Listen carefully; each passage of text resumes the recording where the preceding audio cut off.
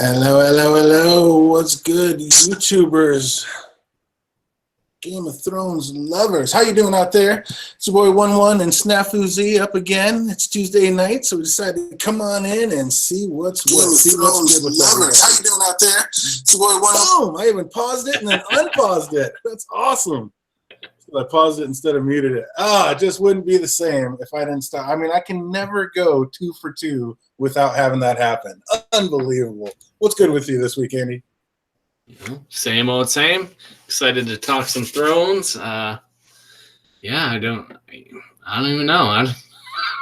Honestly, we have a bunch to talk about because I got excited about something that I read the other night, like a night or two ago. So I'm pretty excited about talking about a character that a lot of people might not know about. Oh, there you go. You talking about Varamir himself? I am. You know it. The legend. Yeah. I don't know. We had been talking about book characters that maybe people didn't know very much about.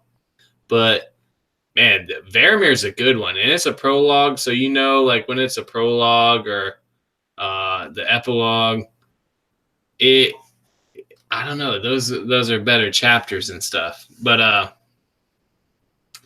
he was like the most powerful warg, right?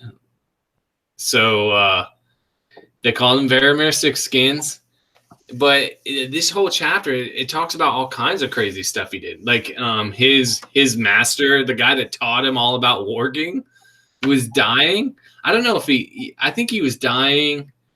And then the wargs, the ones that know about it, they're like, okay, you get to live your second life inside the skin of like one of your wargs.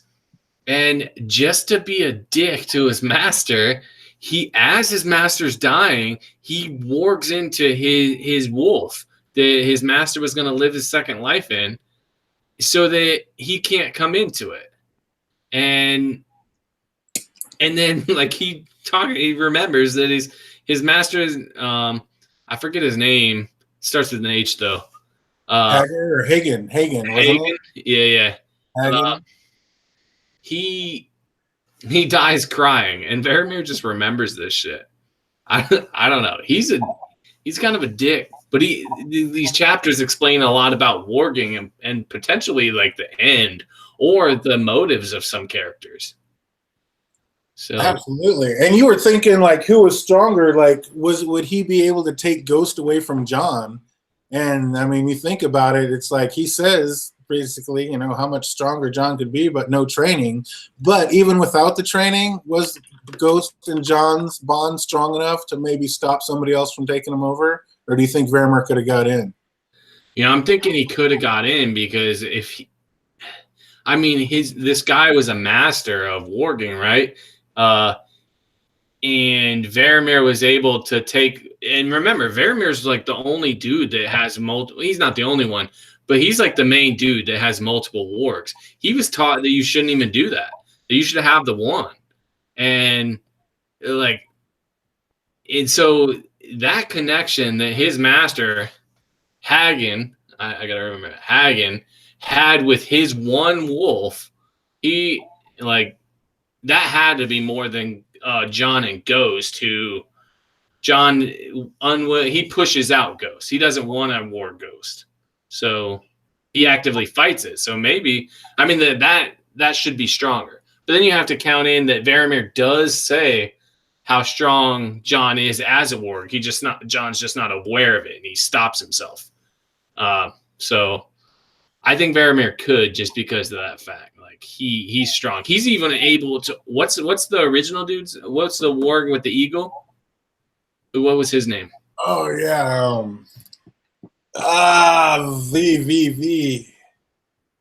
Vladimir Van. Oh my God, what's his name? Well, whatever the dude is in the show that has the eagle.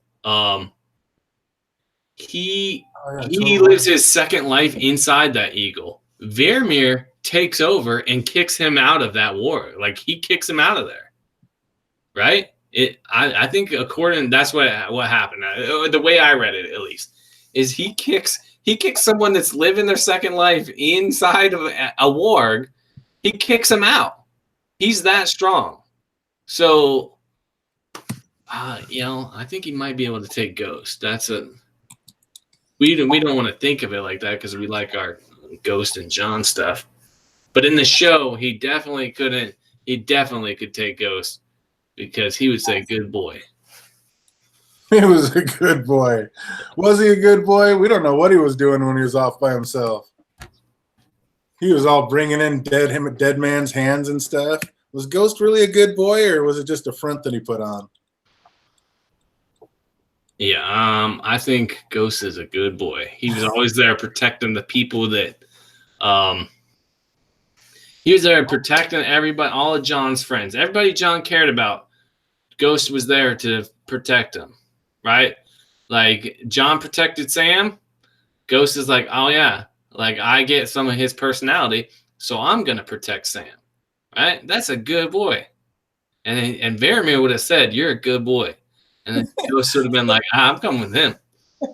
John's been protecting everybody from day one, even when they ran up on those dire wolves. It's like he seemed like he went right at Bran, so he knew, so Bran would catch a soft spot, and it would be Bran who would actually talk their dad into keeping them as pets. It's like John knew he needed an ally. He knew Bran would be the easiest one. It's like even from Jump Street, John was saving other people. So was that really Ghost, or was that just a John thing? No, I think it's John. John cares about people. I'm just talking about in the show. I was just making a joke about him not petting Ghost at the end. So, yeah. Absolutely. I was just messing with you. What's up? We got Phoenix Rising 357 out there. Chrissy Oldstones, Linda R, Jake Cruz. What's up out there? I see you, Christian Olds. Thanks for being here. It's Tuesday night, so you already know it's time to head back down the rabbit hole. Time to get it in. But yeah, we're just goofing around, reading some prologues, definitely getting back into the books, getting it started from square one. But yeah, Andy's just getting going from Feast of Crows to Dance of Dragons. So definitely got some questions about the things he's reading. I'm going to have to go back up and catch up with you so I'm on the same page as you. I'll be reading book 1 and 2 at the same time. Yeah, then we can at least talk about it. Because me, here's the thing. Here's me. I'm rushing through to catch up with everybody on YouTube. Like a couple years ago, to catch up with everybody that had read anything, I rushed through the books, so I read them all. Now I'm reading them again, and paying more attention. I'm like, damn, I totally forgot about Varamir. Like we talked, maybe it was a couple streams ago. It was months ago. I think we've talked about multiple times, like whether you should trust Bloodraven. And there was always a thing like, someone said, I think it was you that brought it up. You were like, yeah, but old Nan says like all crows are liars, right? And like who's she talking about, right? Is she talking about like the Night's Watch or like Bloodraven? You can't trust Bloodraven. And here's the thing, like reading the Varamir chapter, it talks about, he gives the example of like, one, you shouldn't warg birds because it like, I forget how he says it changes you, but that's unimportant. It dumbs you down. They're pea brains. It makes no. I think it's like, wow. He says, one, if you spend too much time in there, like men are supposed to be on the ground. So if you spend too much time in the air, like you'll never want to leave or something to that effect. But the big thing that happens in that chapter is that he says, you could warg a stag or an elk, and that would be cool and all, but you adapt some of their personality as they adapt to yours. Like, you bring on traits. So now, no matter how brave you are, if you warg a stag or elk long enough, you become a coward because those are prey animals. They're scared. They're cowardly animals. They run. They're not predators. So, yeah, that's just it. They said you start to think like the prey and you become the prey, basically. Yeah, so you become a coward. So that got me thinking, Bloodraven uses crows. And then Nan says all crows are liars. So is that like a thing telling you don't trust Bloodraven? So well, of course, that's what I think. I don't think you should be trusting Bloodraven. I don't think he's evil or anything. He's always done what's best for the realm, but what he thinks is best may not be what lines up as best for you and what you going on with your life at the time. Yeah, but I think it's more. I just think like how they describe they made you want to distrust birds, like people who warged birds in the first place, or in this book. So they're laying it on more heavy, and I think they're just kind of pointing back to what Old Nan says, like all crows are liars. So I don't know. I mean, it just made me think about it. I'm like, damn, maybe we talked about that a year ago. Could have been months ago. I'm like, damn it. DJ's probably right on that. And I'm totally passed this over. And I was like, well, yeah, I mean, you shouldn't trust anybody in Game of Thrones because nobody's pure, right? But this is like two examples where they say don't trust this person and they call it back. It's like, I can never remember the name of this, but in my head, I always say Jack Off's gun. So I know that's not the real Chekhov's thing. gun. Yeah. Yes, whatever. I call it Jack Off's gun because I'm me, but it's close enough, right? But that's kind of that thing. Like she says, don't trust crows. We see that Bran sees himself as like a three-eyed crow, right? And that Bloodraven is warging birds, and they warn you later in the most recent book, like Dance of Dragons, don't trust people that warg birds. And shit is I'm just saying. Yeah, but every single warg in the book has warged a bird. Yeah, but they shouldn't. Like But, it tells you not to. If they all do, then I mean, maybe you shouldn't too much, but I don't know. Yeah, but that's what I'm saying. Bloodraven does it all the time, and Bran sees himself as a three-eyed crow. Right? That's him. He's a three-eyed crow, so he Three-eyed raven. Yeah, or whatever. But so is there a difference between ravens and crows? And ravens are predatory animals. Ravens are birds of prey, and they soar. They're larger, and they soar, but mainly they attack shit. They actively hunt. That's the difference between crows and. But are ravens liars? I don't know, but crows are right. Doesn't. Crows are absolute liars because Nan says so, and I believe everything old Nan says. Yeah, but don't Bloodraven's talking to Bran through the crows, remember? That's what caused their set of crows are like they're calling him up to the top, right? Was it the crows was it the crows or the three-eyed raven? Yeah, but I think it was the three-eyed raven warging the crows, getting Bran to where he needed to be, what needed to happen. Right? And that's why old Nan says all crows are liars. Right? What was she referring to specifically? Do you remember? Just don't listen to him. All crows are liars because a crow had just flown into the window and was squawking. And Bran looked over at it. And he's like, don't listen to it. Crows are all liars. But that has to be foreshadowing, talking about Bloodraven. Yeah, or, the Night's Watch, but... and that could be back to my Blackfire thing. What's up, Moni G? What's good? Good to see you out there. Glad you made it in.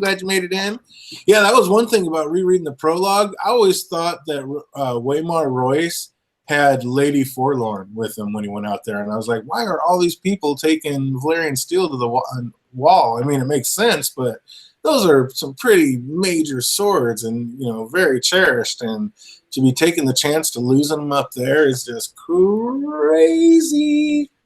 What's up? We've been waiting too. Been happy to get here. Sorry we got started so late tonight.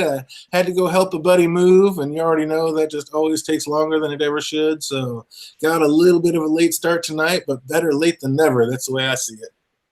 Yeah, I hope that people come into this because we were gonna do this, right? We were gonna talk about book characters that weren't in the show and what, how there's some cool characters. And man, after I read the Varamir chapter, it's just such an interesting character. Like, there's so much more to it. People worshipped him like as a deity. Like, he was a god to this group of wildlings. And you could see somebody freaking control animals like that, wouldn't you? Yeah, well, I don't know if I'd worship him, but I would damn sure respect him. And he was just such a dick. But they talk about how, like I said, you kind of gain the attitude of your animals. He warged a bear and a shadow cat. And like these are all things that his master had and warned him about. Don't do that. Like that cats are too they're I forget what he said about they're sneaky or something about cats. But this becomes a part of his character, right? And he becomes a real dick. And the bear was able to fight him. That was like the thing he wanted to warg the least, right? Or he liked it because it made him seem powerful. But the bear fought him every time. Like it was strong-willed, this polar bear. Well, it went almost crazy the first time I tried, but it got easier and easier. I think because don't they say every time you slip it gets a little bit easier every time you slip into their skin? Yeah, but it still fights him every time. Like I think that's what it says in there. I'm pretty sure. It's still bitter, but does does it fight him though, or is it just irritated that it's there? I think it might not fight him like it did the one time, but it was definitely one of the first ones to run once he got blasted by Mel.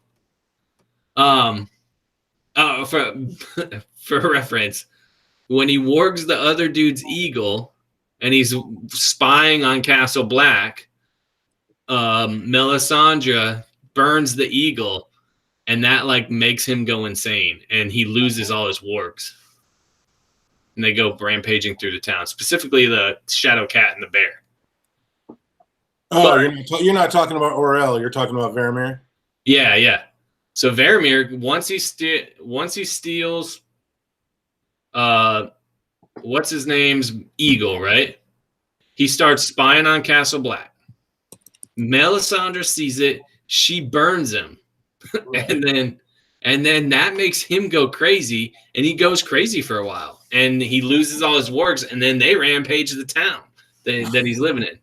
Like it's a nuts thing. So you can see that they really didn't like it. But he was also used like his shadow cat to like get women to rape. Like he would go and start stalking them, and they all knew. Like if he wanted a girl, he would send his shadow cat to stalk them, and they would have to come visit him.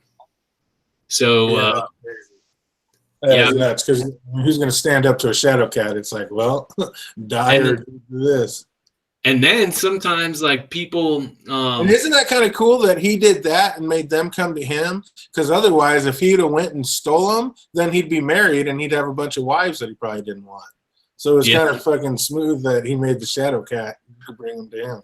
And then like he says that sometimes like the women that he would like rape and shit, like their family members or husbands, whoever, would come up to fight him, and then he would kill him.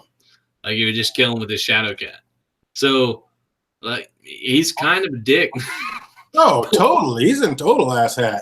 And I mean, when you have that much power and people praising you, I mean, it's going to go to your head. But yeah, sure. that was a total asshole. And then there's you have to be to try to do what he tried to do. I mean, yeah.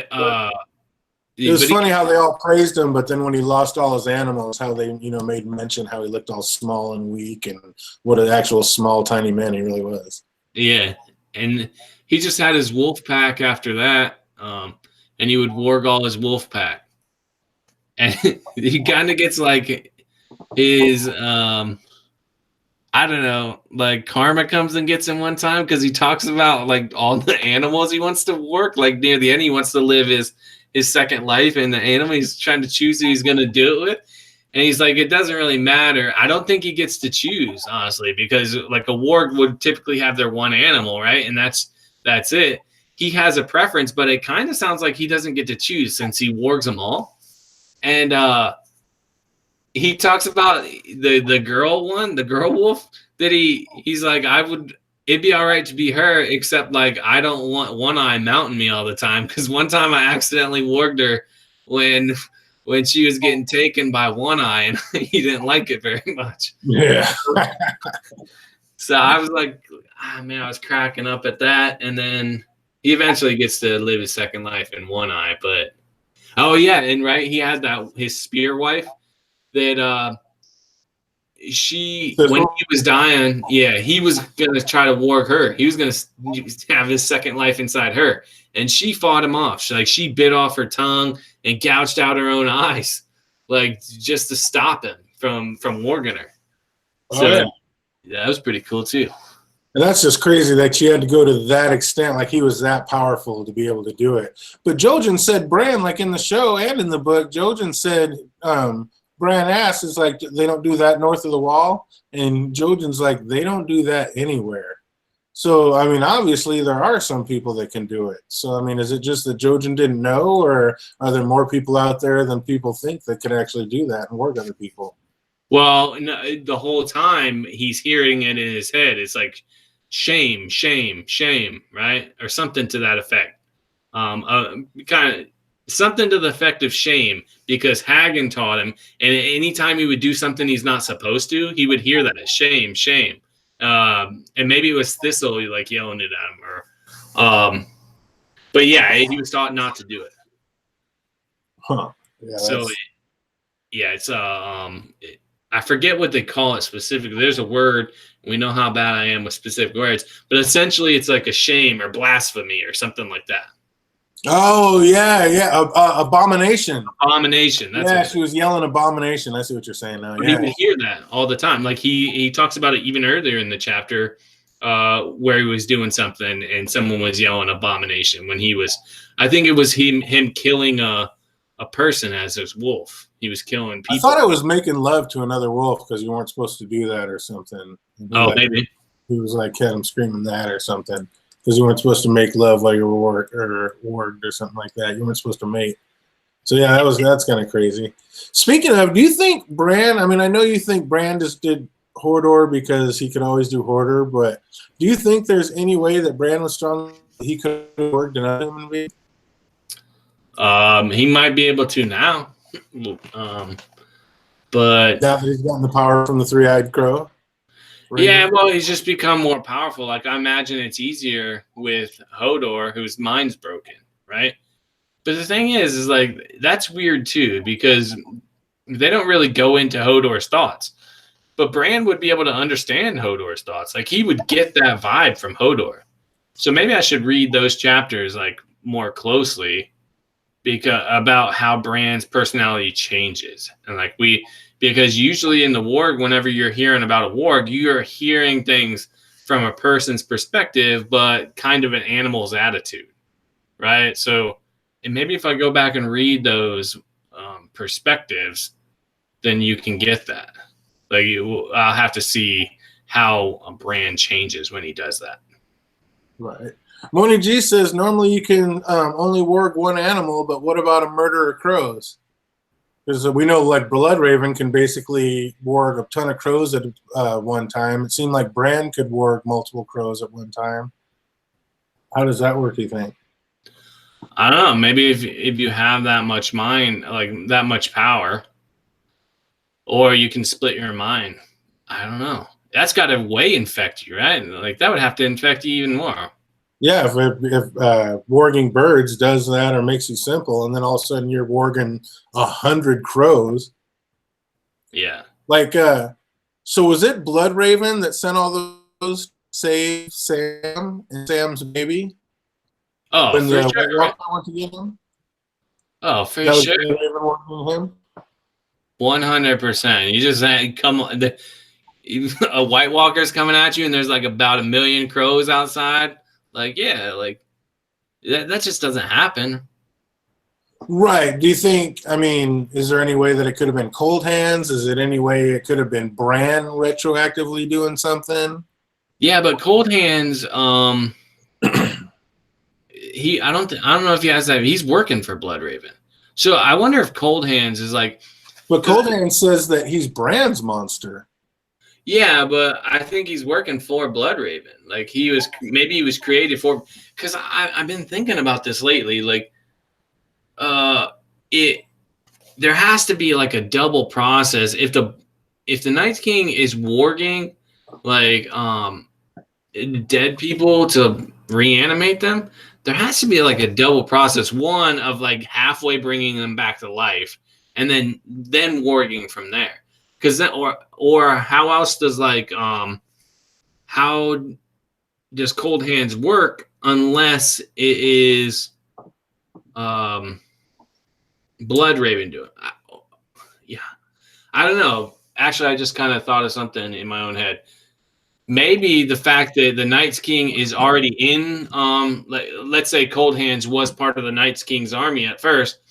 Well, if a warg can take over another warg's thing and push him out, maybe that's how, like, the Night's King wargs and reanimates them in that process, and then Bloodraven's able to take that over from there. Bloodraven wouldn't be able to bring somebody back to life, or maybe he could and just wouldn't. But I'm trying to think of the process, why Cold Hands even works. How does it even exist as a good zombie, essentially? I mean, it's almost like Bran had to make Cold Hands at some point, just like he made Hodor at some point. Like he made Hodor way back in the past, which was way back before Bran was even born, supposedly. So maybe he was able to do it even farther back with Cold Hands. Yeah, and that might be like an end game type situation, or like something from the end game. He needs to create. He needs to go to a point in the past where he actually was. I don't know.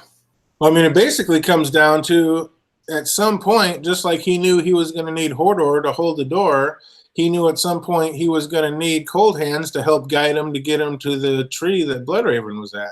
So the same way he made Hodor, it seems like, has to be like kind of the same way he made Cold Hands.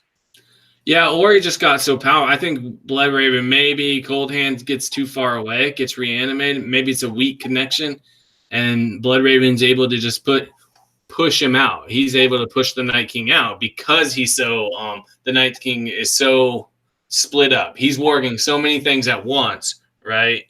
That his connection might not be as strong. So Bloodraven could take it over. I don't know, or Bran even, and it could be like a future Bran situation, but it would have to be some connection. It would have to be make sense in both worlds, because he really couldn't go back and make it for himself. He would need a reason to, right? Does that make sense? Like, Hodor only works as Hodor because he needed a reason at that point in time. But he's gonna need a reason the same way he needed Hodor. He needs Cold Hands. Cold Hands saves him and then gets him to the tree. It could, but there needs to be something to bridge that, right? So the bridge is he's warring Hodor in the present as he's in the past, and that's what like makes that connection to the past and present, and basically creates kind of like a wormhole in time where it's connecting both of them, and then that breaks Hodor's brain. So then that's the question. They would need a situation like that, or you would have to like have Bran like, oh yeah, I needed Cold Hands, so I need to go back in time to make sure I have Cold Hands, that's okay, but that's not real good storytelling. Just like him in the future, I know that I need this, so I got to go back and do it. But I don't know. I think there might be a better way to do it. I just think it would be kind of cool if he pushed him out or something. Like, you get that because we are getting that in this chat in Dance, in the prologue, that you can push someone out. Do you think it's because like Hodor was a kid when Bran did that and snapped his mind, that he is why he went like that, and maybe the fact that Cold Hands was an adult, so maybe his mind didn't snap and that's why he didn't go Hodor?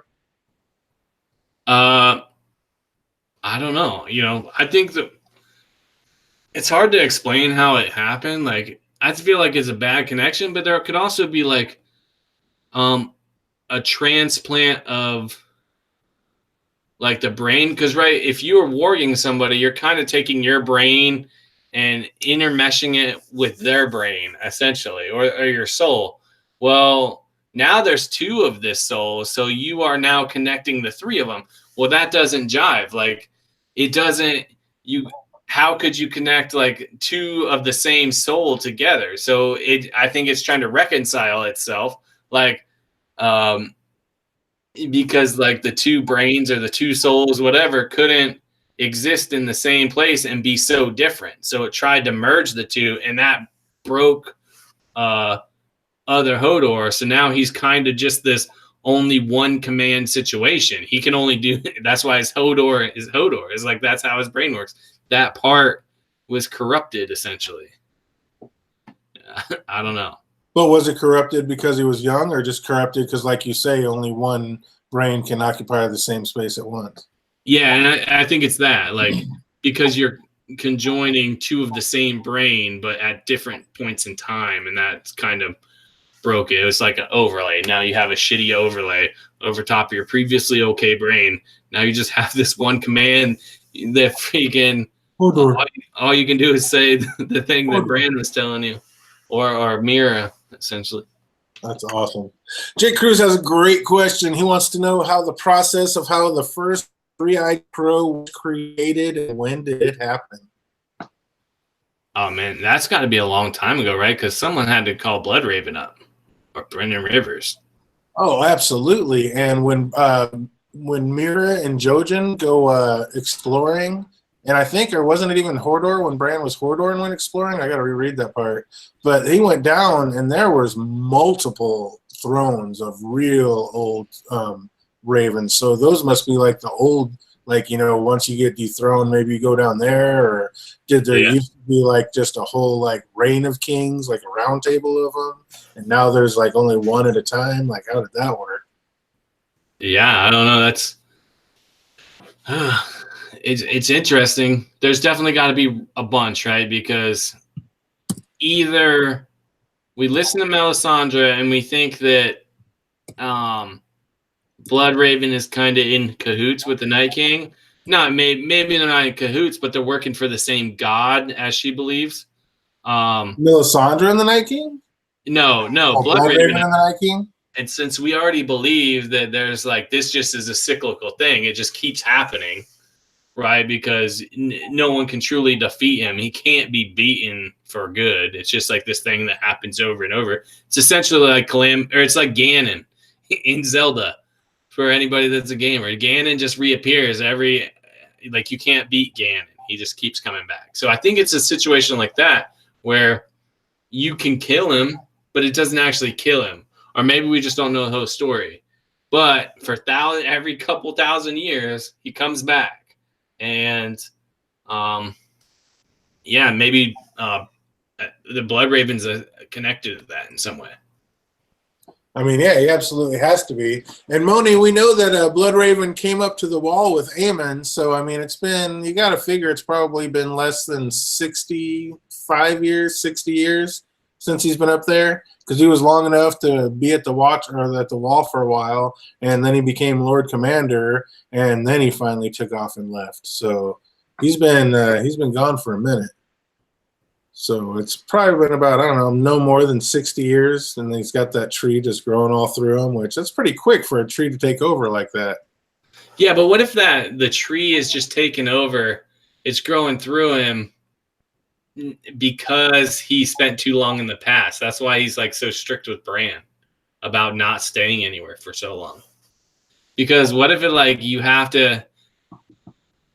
So if you're essentially like warging, like you're conjoining with the brain of the thing that you're warging, what if you're like conjoining with the brain of the werewood network, and that's actually like it's melding into you, and that's why he's stuck in the tree, is because you're warging into something that's not like an animal, and so it's taking over, and maybe you're actually like.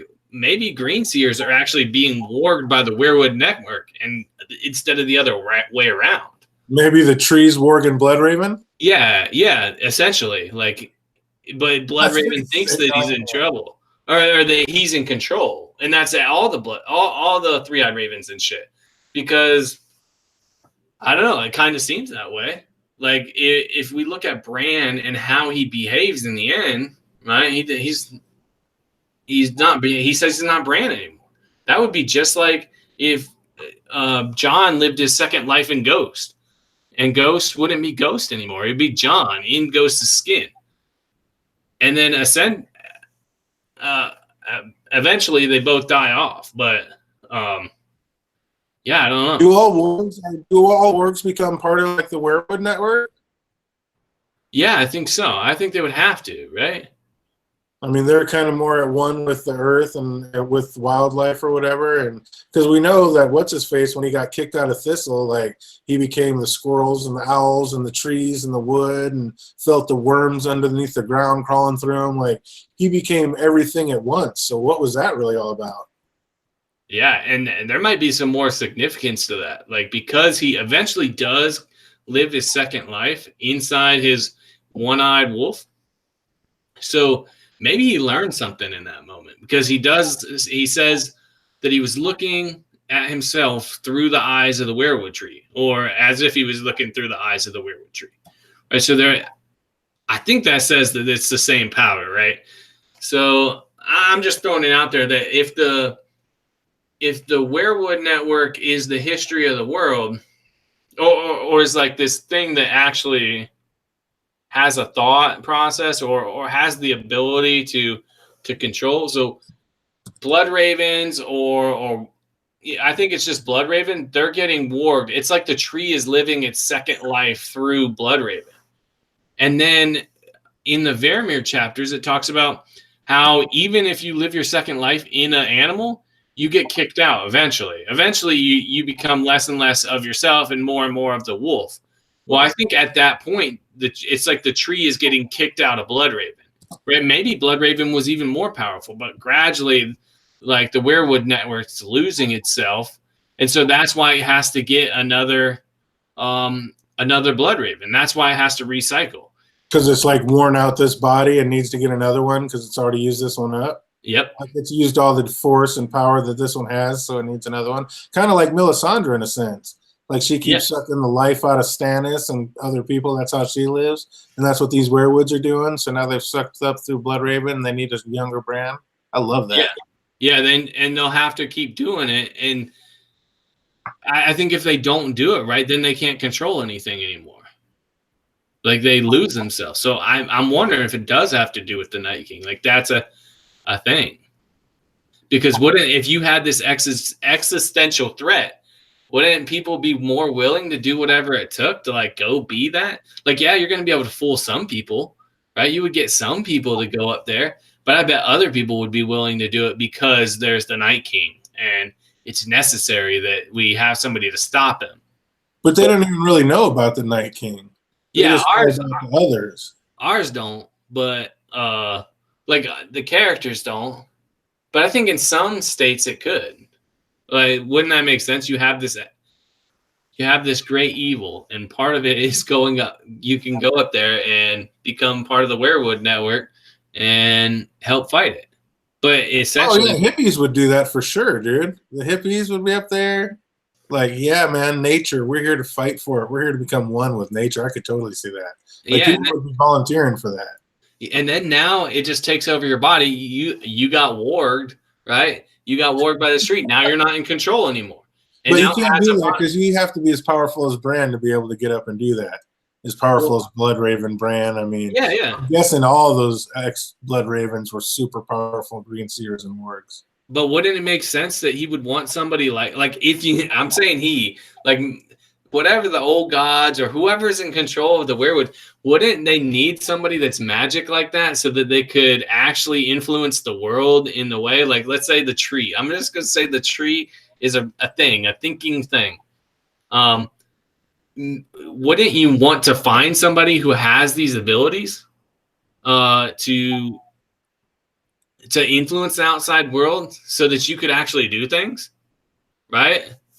You would need somebody that could green see and warg. You would want that. Well, yeah, if you're a tree, I mean, you have no other way to manipulate anything unless you have that power. Yeah, and if maybe they have like other non-three-eyed ravens. Like maybe there's something that draws them there. A wargs or whoever. There's like a beacon. Because what if he had somebody that wasn't a warg? He just had some wildling or something up there, and he just had to live through a wildling.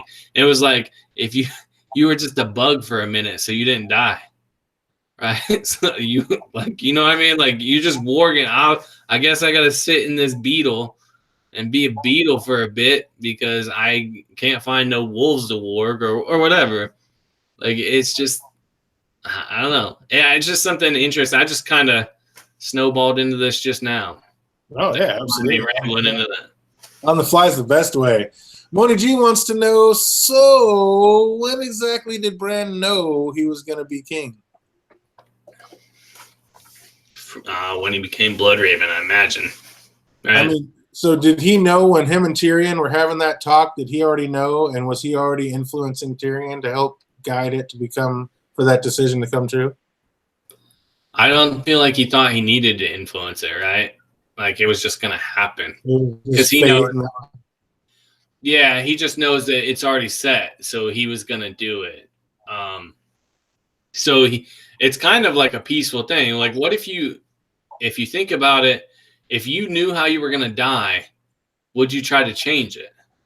Like, that's the thing. Like, would you, or if you knew that something great was going to happen to you and you didn't know if you could influence it or not, wouldn't you be worried that you might be able to change it and then it never happens?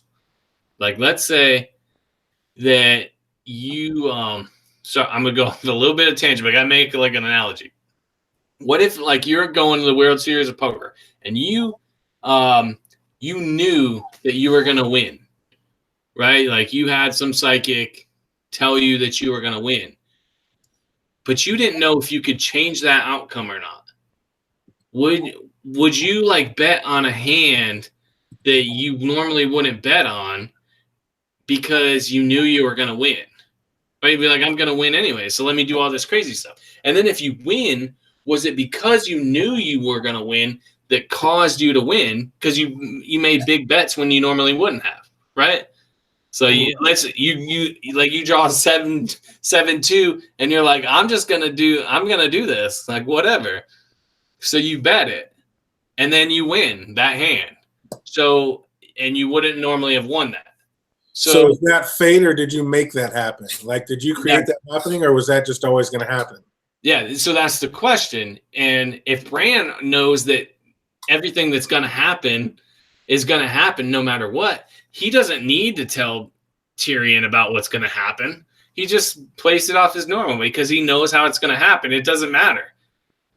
And that would be like you betting. If you knew you couldn't affect the out or you couldn't change it, you would just bet all crazy and just have fun with it. What if you knowing what needs to happen to make something happen, then you have to do that to make it happen, or if you don't, it won't happen? Yeah, but I don't think he can see that much detail because then it would be able to change it, right? He could make stuff not happen, and I don't think he can. He doesn't have that ability. Like Jojen said, you can never change the dreams. They always come true. So I'm just thinking maybe he sees it in a cryptic way, and that's why all prophecy is like that. Could be. I don't know. I just don't know. Going off there like oh, that's the best way to do it. Fucking right off the deep end. It's like, oh, about this werewood. Oh, back to just for the people that are just into the show and don't do the books, get a couple of those in there. What happens when like were Davos and Gendry, are they truly still lords since the royalty that elevated them to that status never sat the Iron Throne? Is their claim legit? I mean, she did win, even if she didn't sit it.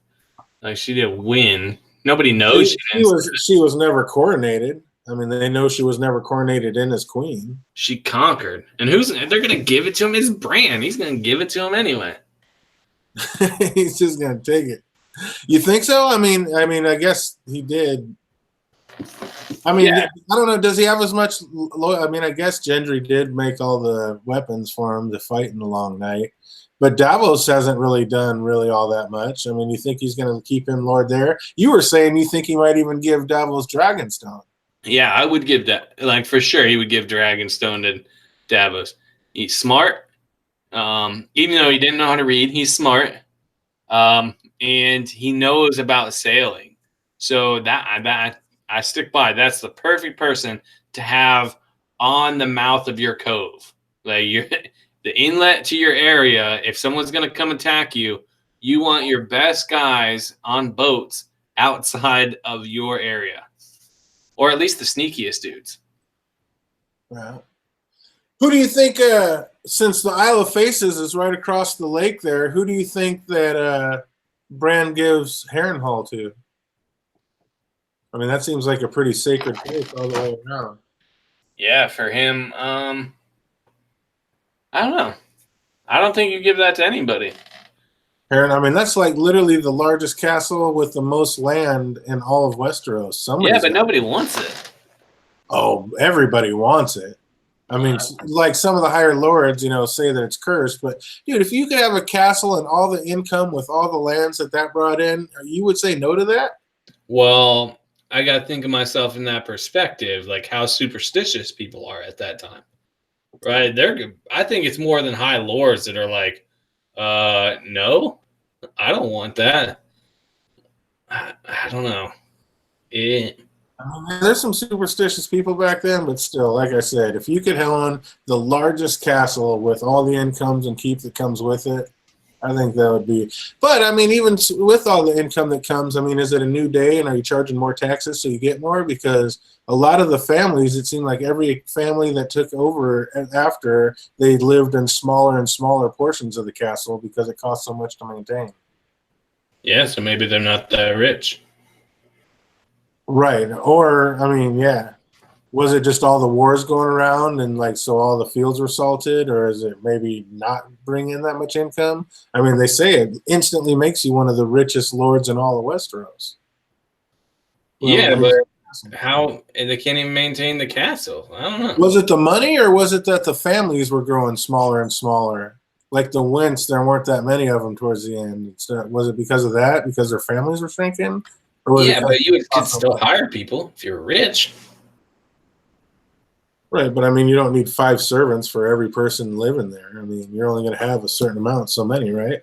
What if getting burned down by all right, this is going to sound crazy. What if like Dragonfire is radioactive and like burning down, like melting the castle made it like radioactive, and that's why the families are getting smaller and smaller? I've been watching Chernobyl too much, but yeah. Maybe that's what happened. We got to try to bring some rationality into it. See if we can get the real world. The Reach. So, Moni G says the Reach. We know Bronn's not getting the Reach in the books. So if the Tyrells do come to be disposed of, I mean, I guess there's Garland at home that's handicapped, so maybe he's still there. But if not, if they all do end up being exterminated, who ends up taking the Reach in the books?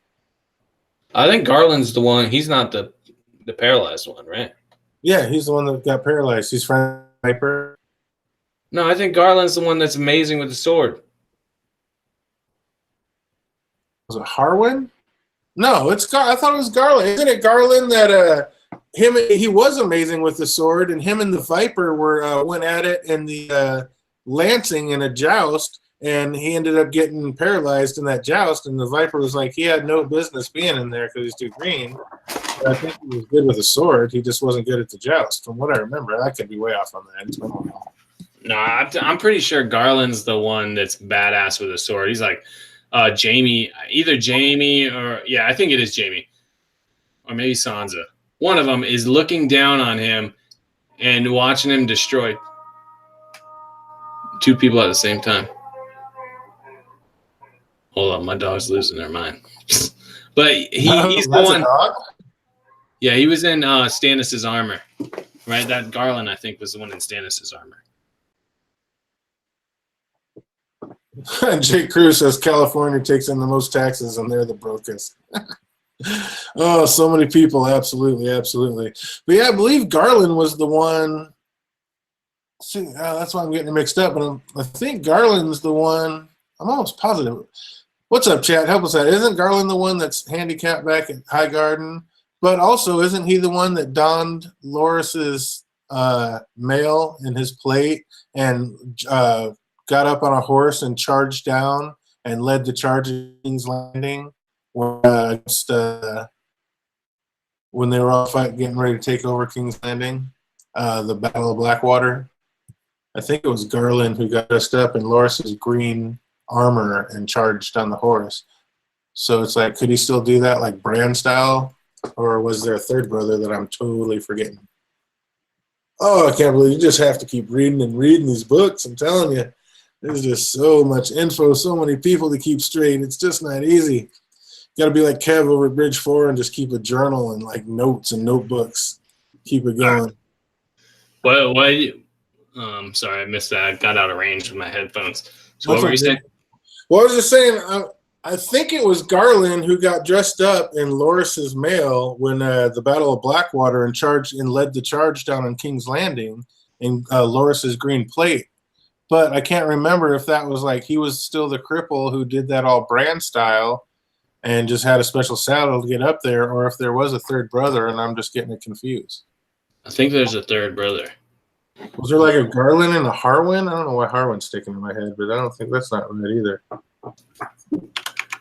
But yeah, it was like Loris's older brother. I think it was him. I'm not really sure. I can't remember that one. Yeah, I got to go back and reread that one for sure. Because I think when Sansa, right, when they're talking about Sansa getting married off to a Tyrell, she thinks of his brother, like maybe his brother. But I may be wrong. Like, I mean, obviously, there's a good chance I'm wrong, but Yeah, it's been a minute.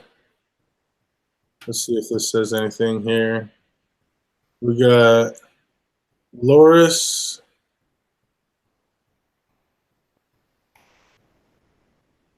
No, yeah, this is just a show. I need to try to find the book. But yeah, I can't remember. I can't remember if there's 3 or not. But it was wasn't it? You don't remember which one you think Garland's the one that was awesome with the sword. You don't think that's the one the Red Viper injured? yeah, because remember, do you remember that like how the soldiers, the freaking Stannis' soldiers got all scared of Ren.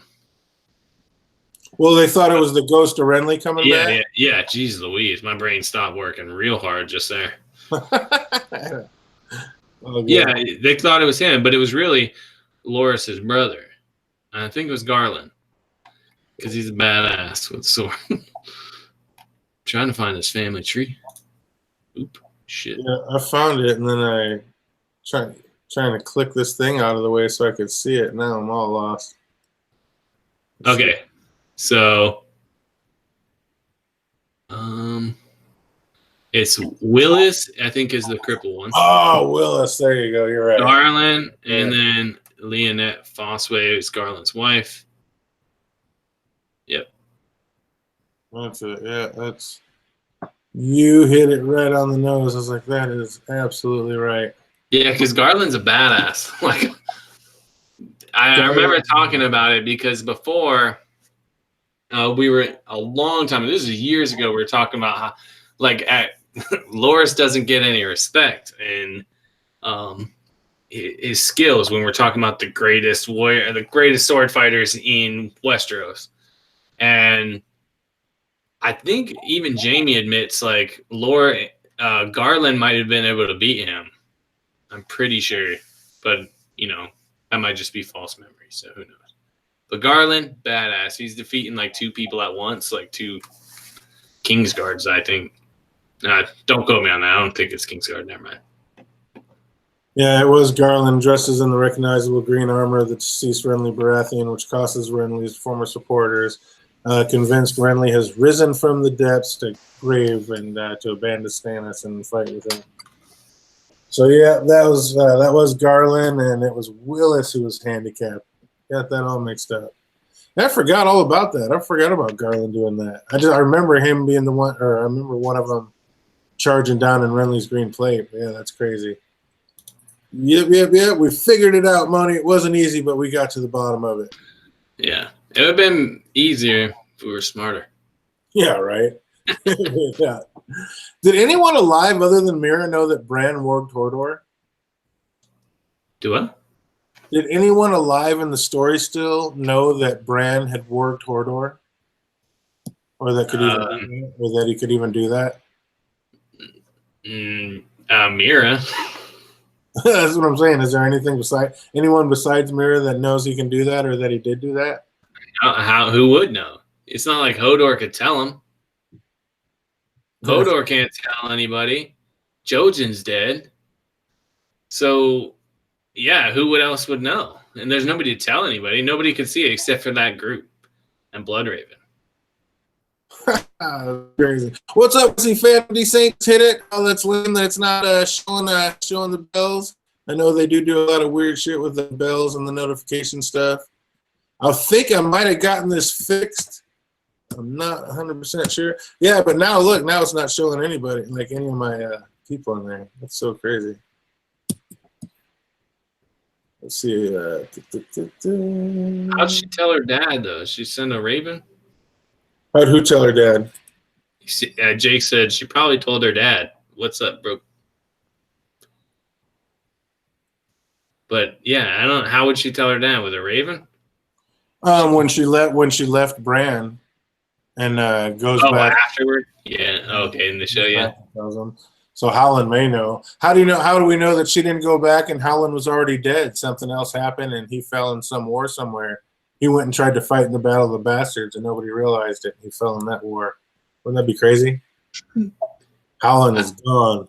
How about here's the thing, like, think how awesome it would be. Like, the North has so much respect for the Reeds, right? But they didn't do anything in the end, right? So I'm thinking, like, what if you were a Littlefinger or like a Varys and you knew all these secrets and all you had to do was like have that person know that you knew the secret and not tell anybody, and then you get treated like a hero your whole life, like by this high lord. You're just like, yeah, he's the man. He didn't tell my secret, but nobody knows why he's so respected. You don't have to go fight in any other wars, nothing. You don't have to go help him at all. You just sit there and chill, and you're always remembered as a hero for not opening your big mouth. Oh, the Reed. Yeah, he didn't come help it. He said, he sent his both of his kids though, and I mean they have to explain in the show why he didn't do it. But what's up? We got the one and only Phantom D Saint just hit the chat. Fingers crossed. Did it work? Let me know. What's up, Phantom D Saint? I highly doubt it worked, but let's see anyway. Could you hear me, DJ? Nope. Guess not.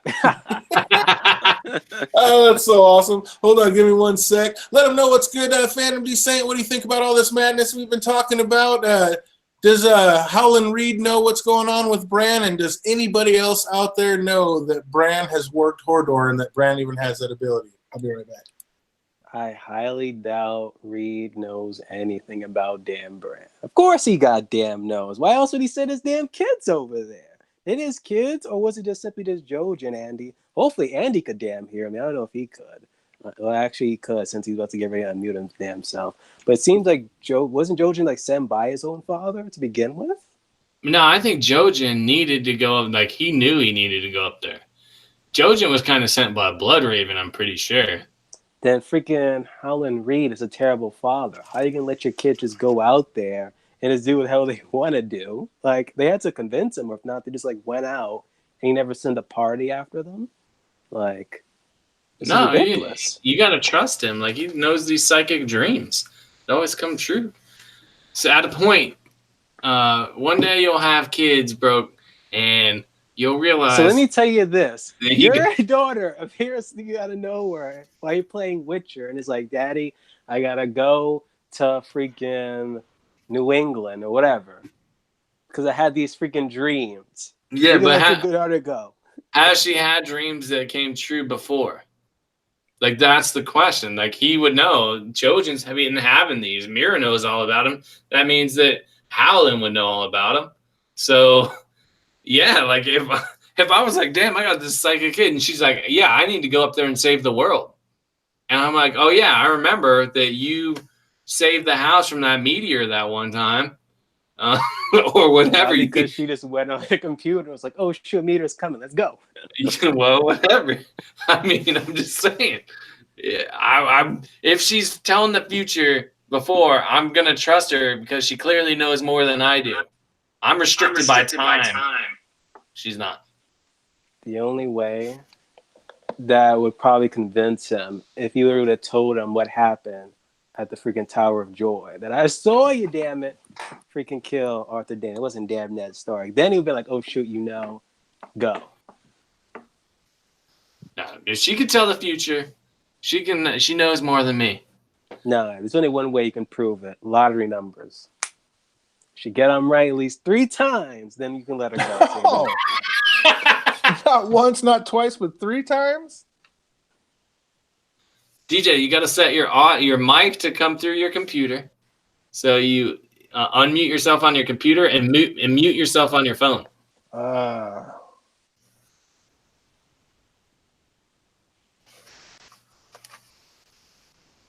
Damn. How'd that work out? Better.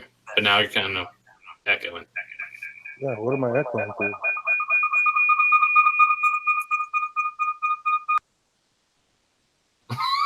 The world may never know. That's funny.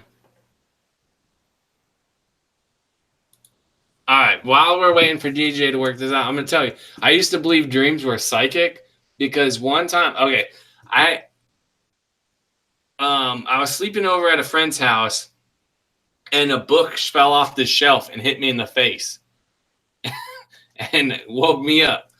And the thing is I was having a dream that I was throwing a baseball with somebody and I missed the baseball and it hit me in the face. But how did I know? Like in my dream, how did I know that something was going to hit me in the face? Why was it set up in that opportunity for something to hit me in the face? Or was it that fast? Like something hit my face and then all those thoughts went through my head to make that dream.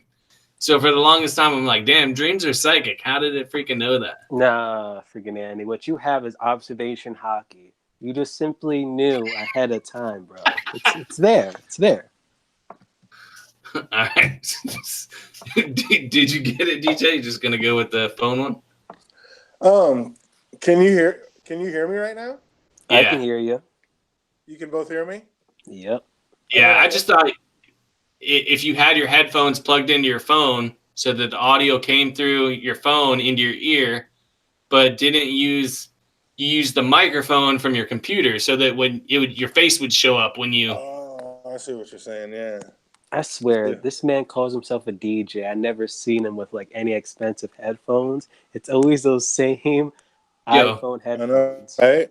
DJ's like So my I run down grandma. to my car and get my professional ones and put them on and be. Actually, I probably got about 7 pairs in the room I could go grab. DJ's like my grandma. I got to coach him. Big cans on. All the technology. It is a running joke up here, though, no doubt, that I am the most untechnical DJ on the planet. Yep. That has always been a thing. So I got the ear thing through the phone. Yeah, and now you can mute your phone and then like mute the mic on your phone and then unmute the mic on your computer. And you shouldn't have feedback anymore. Yep, I don't hear any feedback. But can you hear me? Yep, we're good. Oh, I hear myself through the thing, but that's cool. Could you even hear me yourself. though? I can hear you. Okay. I can hear everybody. That's why I did put my phone up. Ignore. Click on yourself through your phone.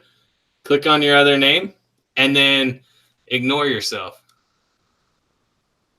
Wow. Yeah. I don't know where the ignore button is. There's a little arrow. A little arrow pops up on the person's name if you tap on them, and then you can hit ignore. Does that not happen on your phone? Oh, well. It does not. Stupid iPhones. That's all right though. I can make it. At least I can hear everybody. Yeah, there you go. I didn't say stupid iPhones because if I want to be sponsored by iPhone, or excuse me, Apple, like I love your products. I got your phone. I got your freaking headset. I even got the adapter, so I don't have to buy your freaking wireless headphones. But hell, if you send me some, we can deal. All right. So BBM, as I'm going to keep calling you, no matter how much you protest. And I'll call you what door. There you go. Yeah, go for it. Call him Andy. He loves that. Oh, yeah. Call me Andy, whatever. But I know I bought you books a long time ago. How far have you made it into said books? All right, I can actually tell you right now. Actually, I'm on page. Wait, where's freaking? I threw that book somewhere the other day. The book is fine. Just tell us what book you're on. I'm on Clash of Kings. Oh, the best. Freaking, which freaking POV is this? Daenerys, but it doesn't tell you like which number Daenerys. Like that's like one thing is my gripe. It doesn't tell you Yeah. the number. I'm like halfway through Daenerys. Yeah, no, Yeah, you're on good. the walls of Karth, or it's like I could freaking tell you the freaking page 422. Yeah, so If people know by heart, like where specifically that is. I'm just wondering because we were talking about Vermeer, and I wanted to ask if you had an opinion on it. But yeah, An opinion on what? if you had an opinion on Vermeer, but he hasn't made it that far yet. Wait, which one did you say you were on? Daenerys, page No, the book. 422. Clash of Kings. Oh, Oh yeah, he's not there yet. Oh, you got so much coming. That's what everyone You keeps saying. Storm of Swords is the best? I don't know. Which one do you think is the best, DJ? Oh, Storm of Swords, far and away. I've always said that. I think Feast it's of good. Crows is going to be freaking. That's what it is, right? Feast of Crows. Feast of Crows, everybody it's considered the most shit. Just so What? you know. Because it You has have- freaking Cersei freaking chapters in there, right? Oh yeah, for you, you're gonna. I mean, you probably won't like it either because she comes off. I don't think I can stress how crazy she comes off in that book. You can see inside her brain, and the thing she is thinking is nuts because we, as the reader, know different. We know she's wrong, but she wholeheartedly believes that she is right, and it's Isn't that like in every POV? Because it's in that person's respect that they are right. yeah, but it's like an arrogance to her opinion, like how wrong. I don't know. You're gonna get to it, and you're gonna be like, damn, Cersei's she's kind of crazy. Because she's hot though. I saw like some of these like illustrations of some of these characters from the book. I'm like, damn, they're kind of like hotter than the freaking illustration from the book than the show, honestly. Like Melisandre, I'm like, wow, she looks a little bit older in the show. Everybody likes Storm of Swords. I don't want my favorite character dying and stuff. Every time I can't have it. Like Melisandre's your favorite character? no, my favorite character. No, I just had a brain fart. You messed up my brain. You messed it up. I can't. There's a glitch in the Matrix. Oh no. Say it ain't so. Rob, jeez Louise. Robb Yeah. Stark is your favorite character? Hey, I love Rob Stark. Oh my He goodness. freaking lost us the war, and you still love him? Yeah. Oh yeah. I think people are flawed, and like, if you have an agreed upon game, this is why I hate Stannis. Or, I mean, not Stannis. Tyrion's dad, whatever his name is. Tywin. We know who I'm talking about. I can't stand his ass. I hate him because there's an agreed upon rule set in the world on how we war, and he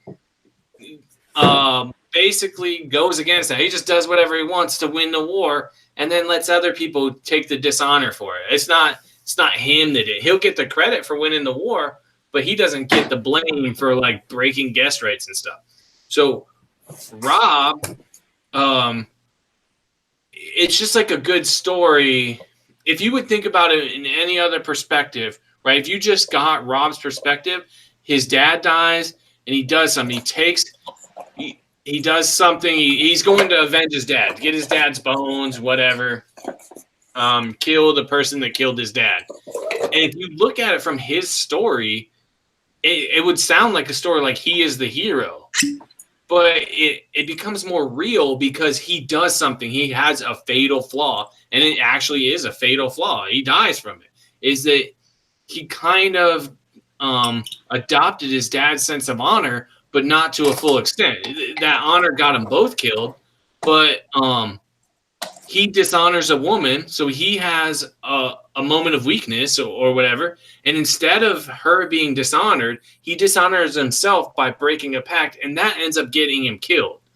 Even though it's a story about a kid who gets the people, the Northerners, to follow him, even though they were kind of like, no, we're not going to follow you. He sicks his dog on one of his men, right? His wolf, to bite off, what's his name's fingers, Umber's fingers.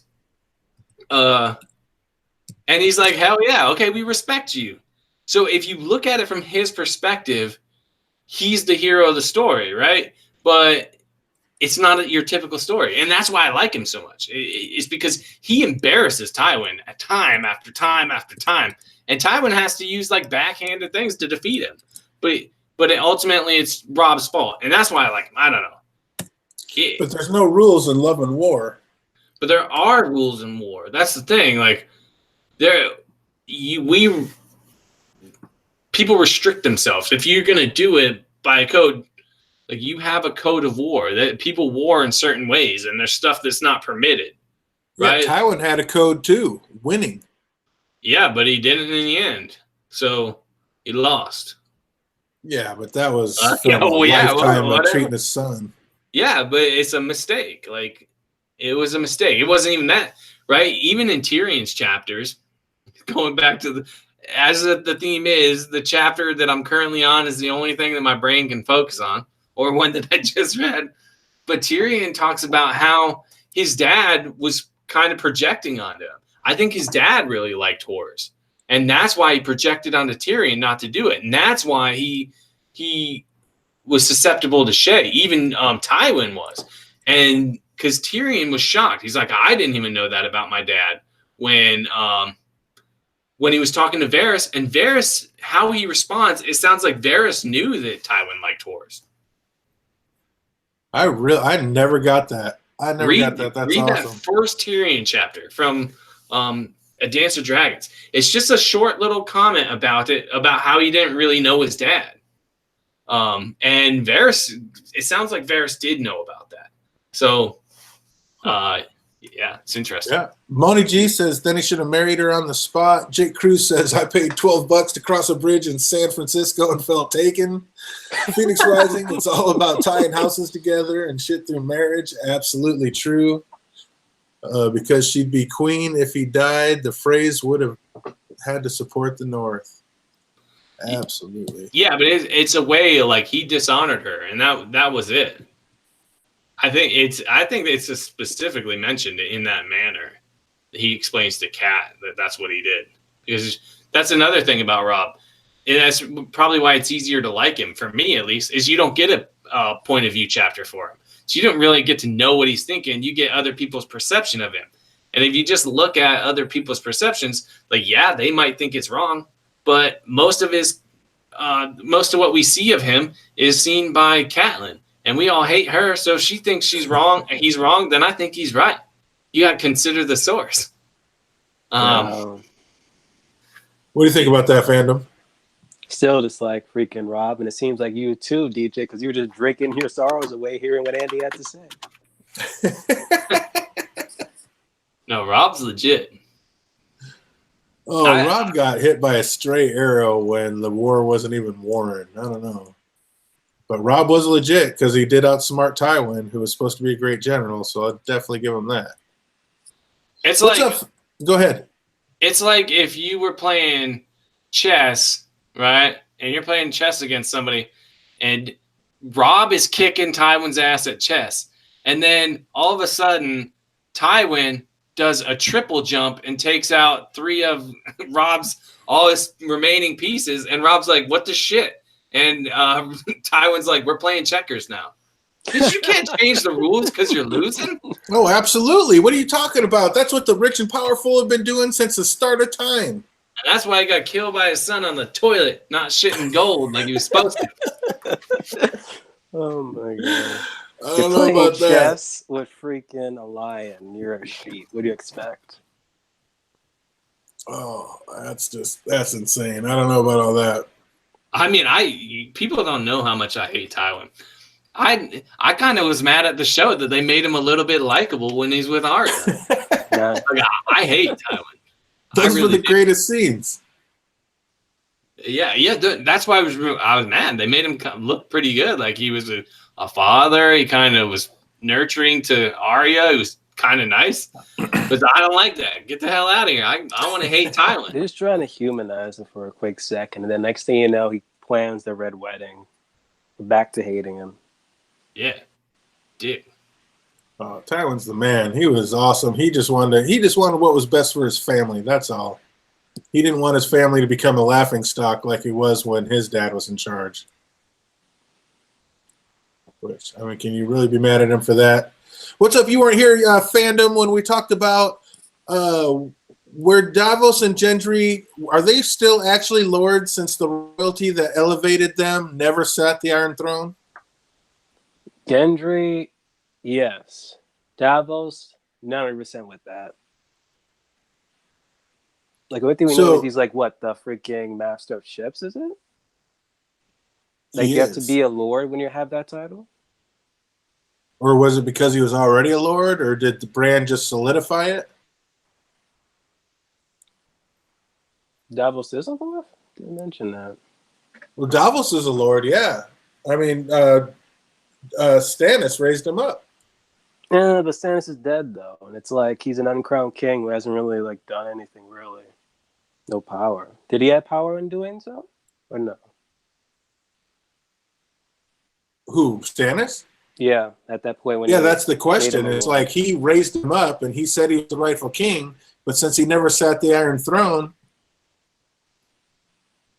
Yeah, but didn't he knight him? Like, did he make him a lord of something? What did he make him lord of? He just raised him up to lord. He just but don't you have to be the lord of something? I think he knighted him as the knight of onions or whatever. And anybody can do that. The onion. He took the onion as a sigil. So I guess maybe that was it. He knighted him, and that's what made him a lord.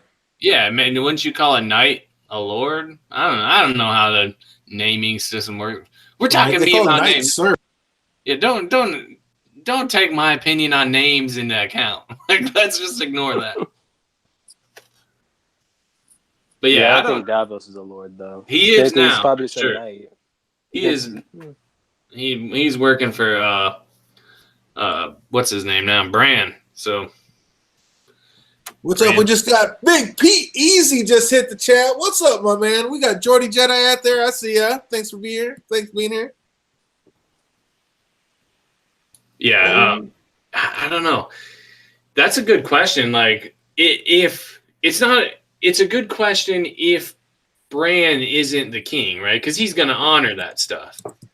But what if someone else? Like, what if they had a different king and not Bran, not someone from the north?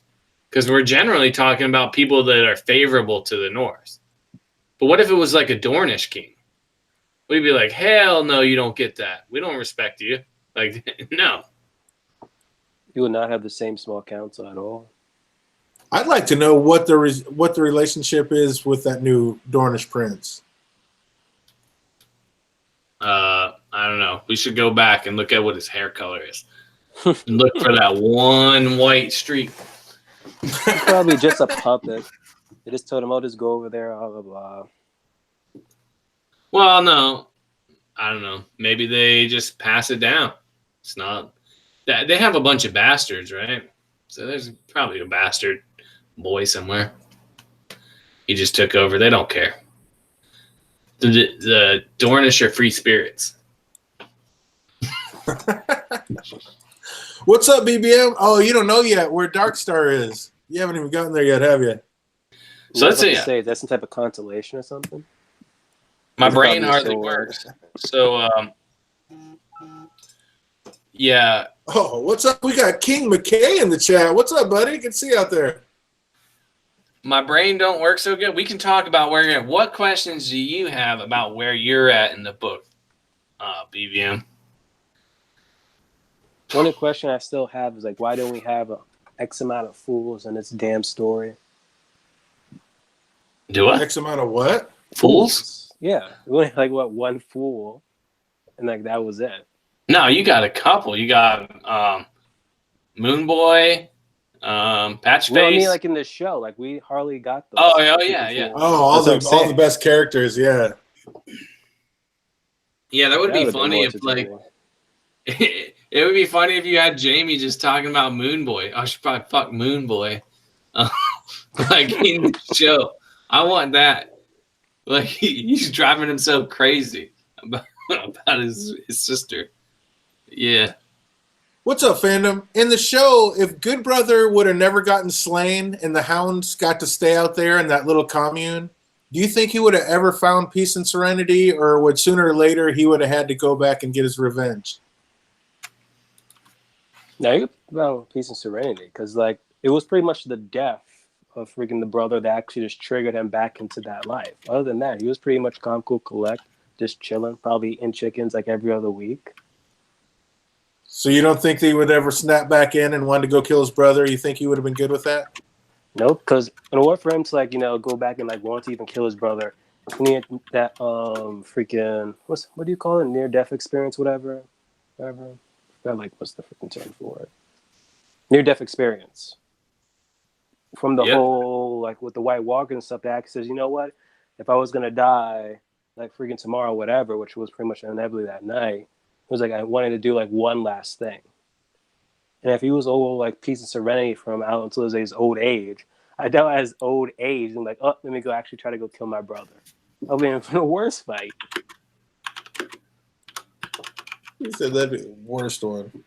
I don't know, but what fandom? Do you think John would have still done what was best for the realm and killed Dany if she knew that she was pregnant with his child?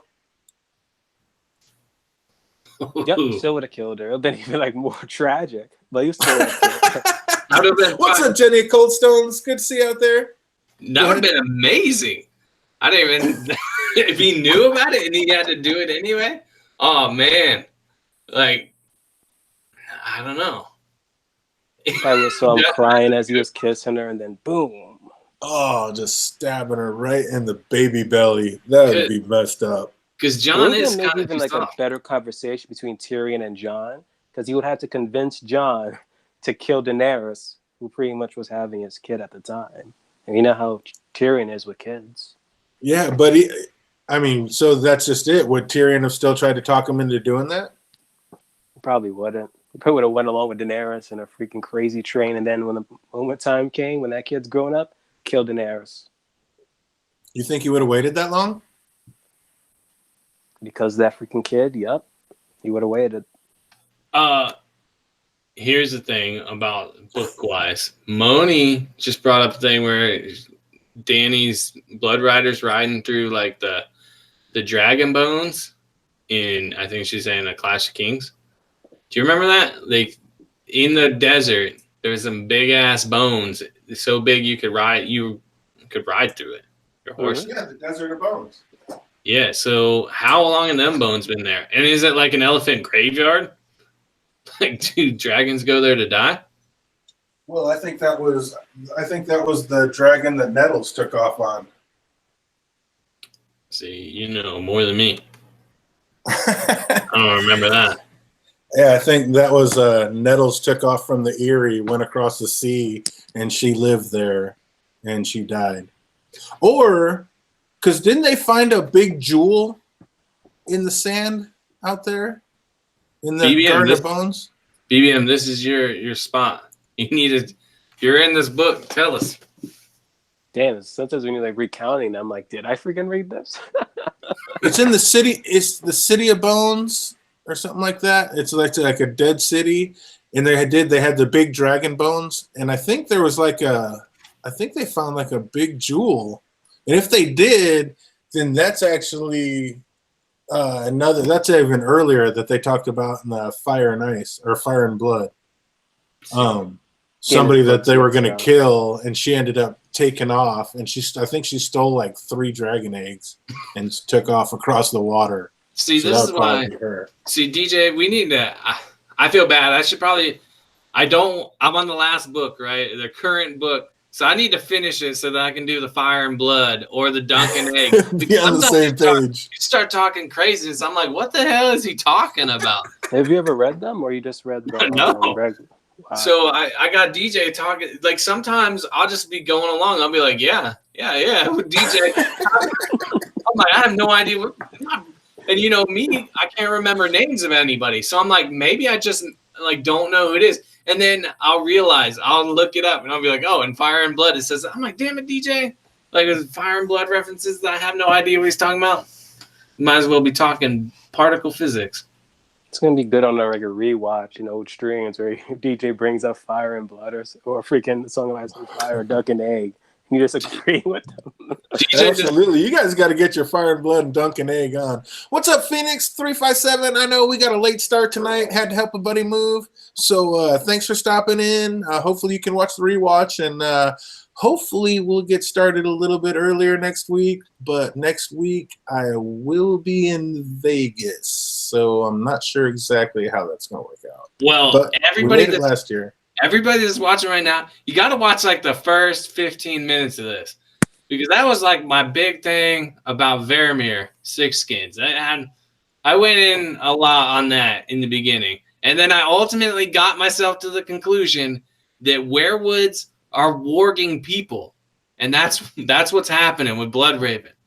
It sounds crazy. I know it sounds like a DJ theory, but it's not. It's one of mine.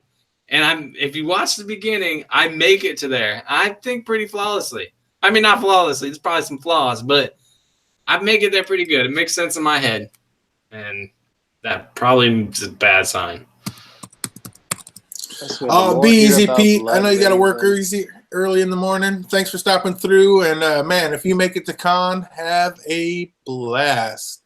Like I say, if something magical happens down there in Vegas, I will definitely grab a flight and bounce out there because, man, this would definitely be the con to be at. I might just go just because. Oh, man, I'll tell you. I wish I could. Go. Same. I can't. That's so far away. Like, I got to drive to drop my daughter off. And then how do I tell my wife? Like, yeah, I know we're always with our daughter, but there's this con going on, and I know you got to work. So you can't go. Like, that's a tough sell. I mean, you can see, everybody look at my thing you can see how my life works just by my thumbnail or avatar. There's no way. You're not really selling me to go and have a relationship, Andy. Like, not whatsoever. I'm not trying to sell you. I'm saying go have a relationship, just don't get married. I mean, it's cool sometimes, but a lot of times. It's cool sometimes. She's going to come in there and bonk you on the head. Yeah, that's when it's not cool. Because, like, see that one subscribe? Someone was just watching. They stopped watching. That was my wife. She's coming in here. She's coming to get you. I'm just kidding. Oh, she's coming to break it down. What's up? Now that Tormund's a hero and a survivor at 2 major battles, will he finally be able to find love in the North? I thought he was a player. Like, does he care about love? He does. He had to leave Winterfell because he said the women down here don't like him. And then he goes right back at the end. Yeah, doesn't that go against his character, though? Like, I mean, wildlings in general, you don't care if they like you. Eventually, they'll like you. Well, the one you want to steal, you hope she likes you. Yeah, but you don't care if eventually she will. Right? Like, Mance, isn't Mance's wife, like, related to Tormund? Like, that's his niece or something. Or whose daughter? It might be Tormund's daughter. Shit, I don't know. But he talks about that she got stolen and she stabbed him a couple times. And oh, she said his daughter got stolen while her brothers were sitting right there in the tent with her. And she stabbed him a couple times. She put up a fight. So yeah, she said, don't think he didn't give him a couple good ones. Yeah, so I'm just saying, like, they don't care. They don't. I just think that goes against his character or the whole philosophy in general. But, that doesn't really matter that much. Really? So neither one of you have read Dance of Dragons yet? You're just getting started? Mm-hmm. No, I've read Dance of Dragons. I have the book because it was on sale. Nice. But I was, like, reading some of it. And I just got bored because I'm just not into Targaryens. Oh, stop it. It was freaking a Lannister freaking book. I've been, like, done. So you must love Feast of Crows. Oh, yeah, he's like all Cersei and Jaime. He hasn't made. That's what we were talking about at the beginning. Oh, you might have missed that. I was telling him about how even though he likes Cersei, he might not like Feast for Crows as much as he thinks he's going to, just because how crazy she is. It shows how she's legit nuts. Yeah. And yeah, but I've read Dance. I haven't read Fire and Blood, but I've read Dance. That needs send his daughter with the other kids to see the old man in the tree. They're talking about some Holland Reed. Tormund was crushed with Brienne, loved Jaime. Yeah, that broke his heart because he didn't get his shirt on sale. He gifted all the books. Oh, sweet. On a rewatch, we're all gonna know that they're not gonna bang, and it was all for nothing but jokes. Who, Brienne and Jaime? No, Brienne and Tormund.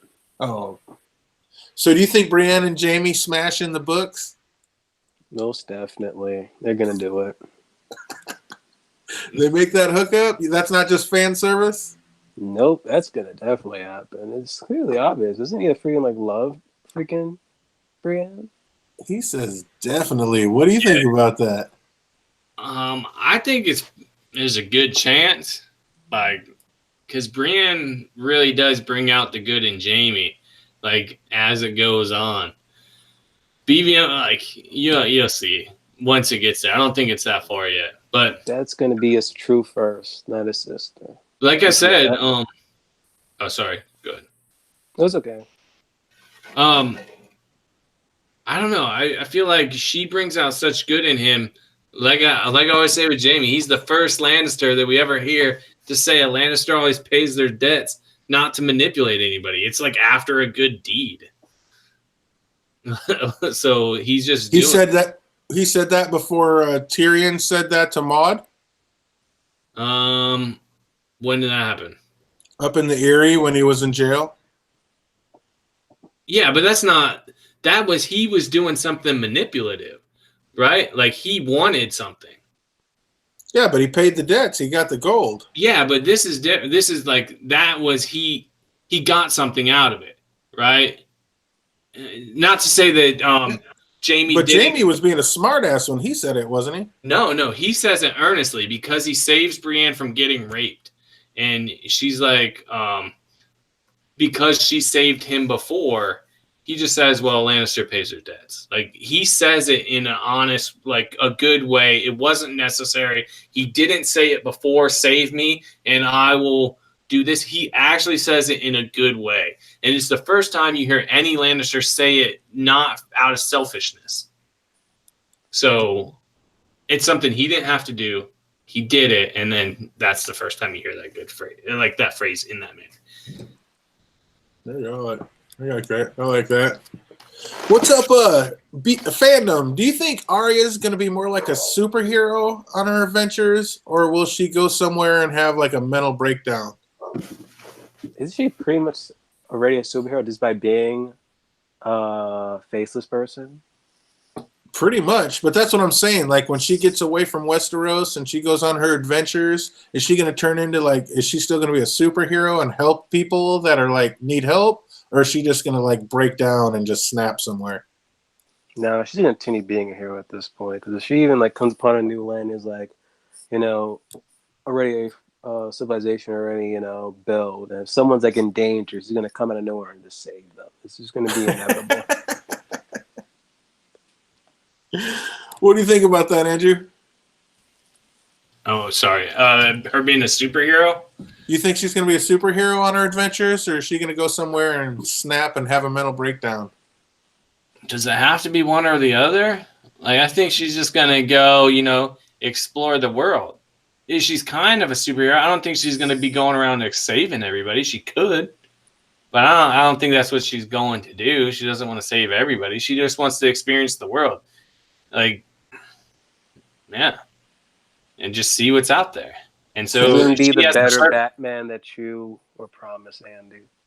Yeah, she's going to be the better Batman, just saving people with different faces. Jenny Coldstone says she's going to be like a sailor and have a man in every port. Yeah, there you go. It's possible. Gonna go Yara. Look at Moni G. She says, I've always been kind of under the idea that Cersei and Jaime might have been under a glass candle spell, and when he was getting close to Brienne, he was falling out of the spell. Hey, that could be. Maybe it's a love thing. I That's don't deep. know. That sounds like something DJ would come up with. I'm telling you, that one's out there. I like it. Yeah. I like that one. Hey, I like it too. I'm just kidding. What's up, fan? Go ahead. I gotta apologize. I'm gonna say this now. I'm never gonna say it again. I just mess with DJ. Sometimes he has good theories. I'm putting this in the middle of the stream so no one will see it. But I'm just gonna I'm just gonna say it now. I'm just messing with DJ. So whenever I say his theories are crazy or anything that sounds like a DJ thing, I'm not trying to be mean. This is the one time I'll say it. I'm done. Always. It's like it's the down. It's like you're crazy, like DJ. I do it all the time. I'm like, damn, I think I gotta say in one stream. I'm not trying to be a dick to it. I'm just messing. Someone comes in, they're like, God, this dude's a dick to the other one. Why? I think people already know. Don't take anything too serious over here. What's up, fandom? Was there ever really a pact for Drogo to give Viserys an army? Was that ever a thing? It was a thing. He just took his sweet time about it because this had to be like in the favor of their culture where he was pretty much going to go, but he just took his sweet time. Right, but that's what Illyrio said, that they do everything on their own sweet time. But what if that was him just making the excuse and there never really was a pact?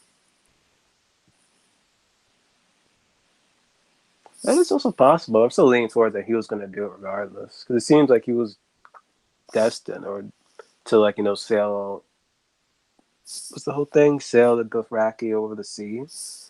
Because it almost seemed to me like he was just tagging along and the Dothraki just put up with him. Like he had no stature. He never seemed like he was going to be a king getting any warriors. It was like, listen, bitch, get to the back. Because honestly, if he really did not want to even do it, at any point in time, he could have either just killed off Viserys and just kept Daenerys and just kept walking. Yeah, but it was his brother's wife, so he had to show him some sort of respect. Just like allow freaking Viserys to just, I am the wrong way, done. But no, he just kept him along. Yeah, but it took him like threatening his son to actually put him down, even after all the bitch shit that he did. That's the last straw. What do you think about that, Snafu? I think that if Dany is really good, if she learns from those her teachers really well, Drogo can be tricked into it. He'll do anything. I put it as PG as I can, but men do some stupid things for that. And I think sailing your army across the sea might qualify if she's good enough at it. And right, but I'm saying, was there ever a pact? Was Viserys ever getting an army from Drogo? Was that ever even a thing, or was Illyrio just full of shit about that? No, I think in the show for sure they even mention it. Like he says, "I'll do it once." Once they say like we can do it. Once I forget what they say exactly. There's like Dothraki omens and stuff. Yeah. Once the omens are right, but that was all Illyrio saying that. Like Viserys couldn't even speak Dothraki, so he couldn't commune, and Illyrio would have known that, so he could have just been playing them the whole time.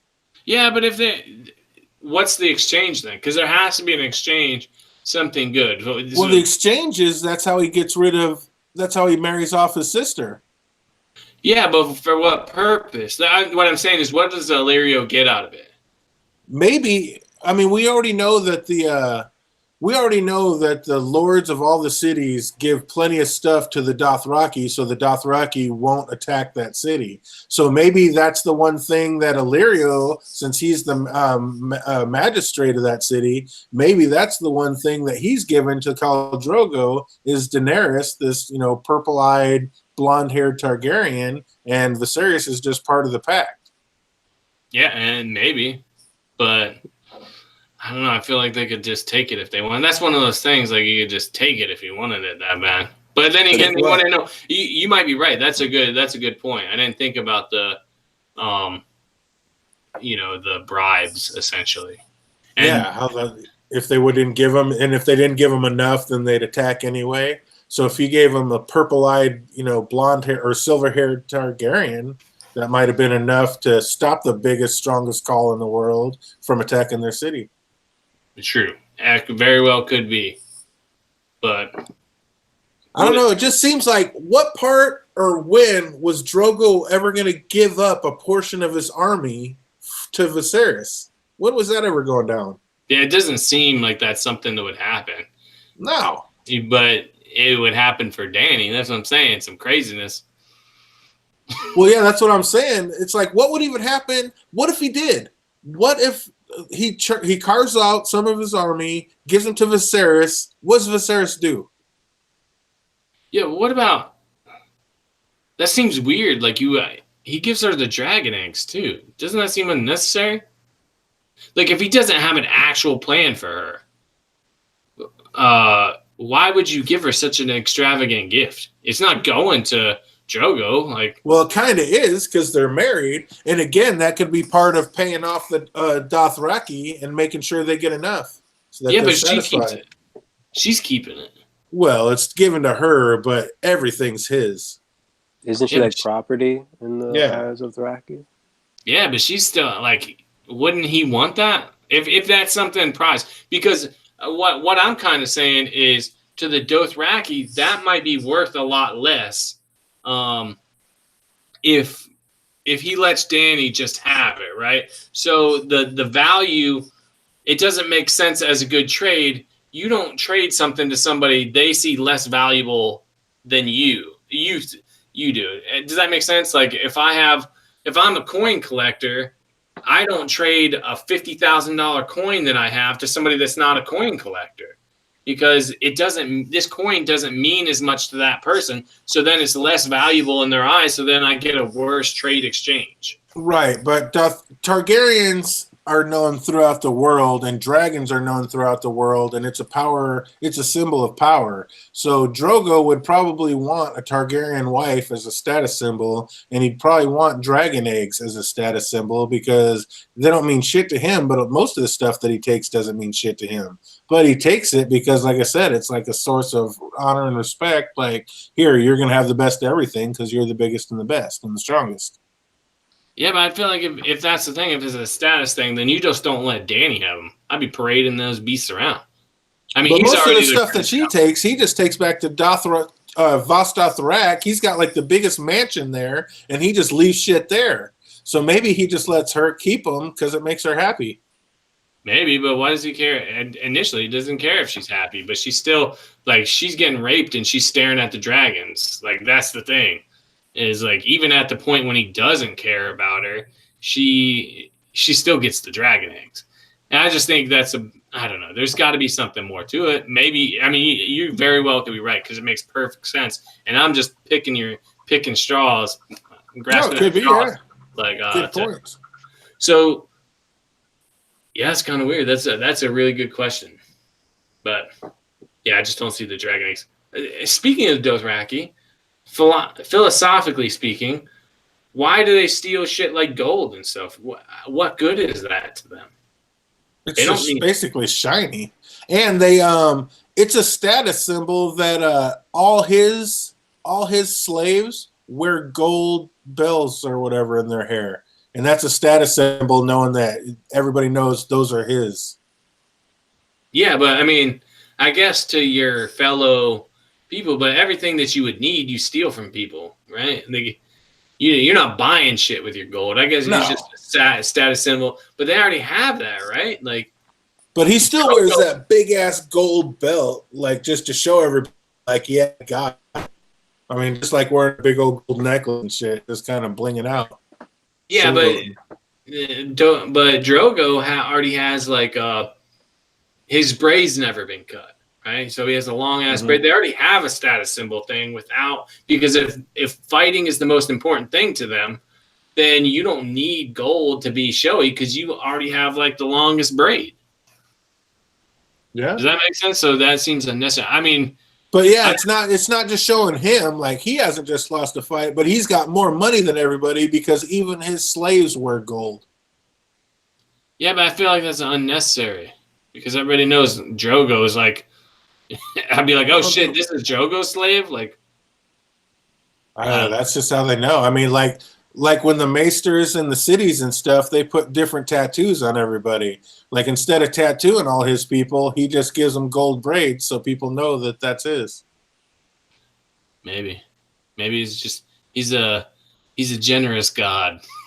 He's a generous god. Yeah, like that stuff.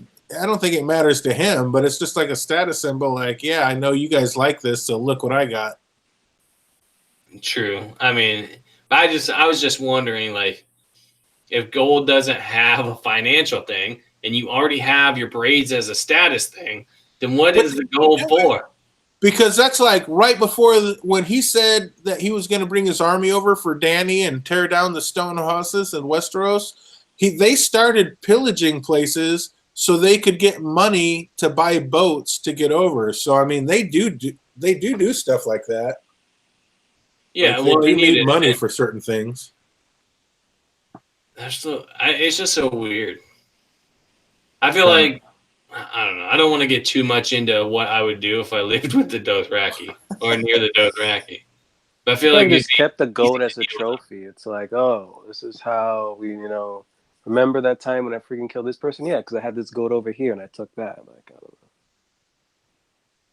Yeah, I guess Moni's right. Other people, like even people like non-Dothraki, so you instantly know I'm better than you.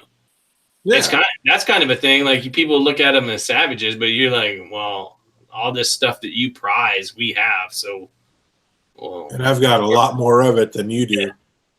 So I'm better. Even my slaves are richer than you. So I get it. And he had what, like 80,000, 100,000, something ridiculous. So I mean, he's basically he is richer than the Lannisters at this point.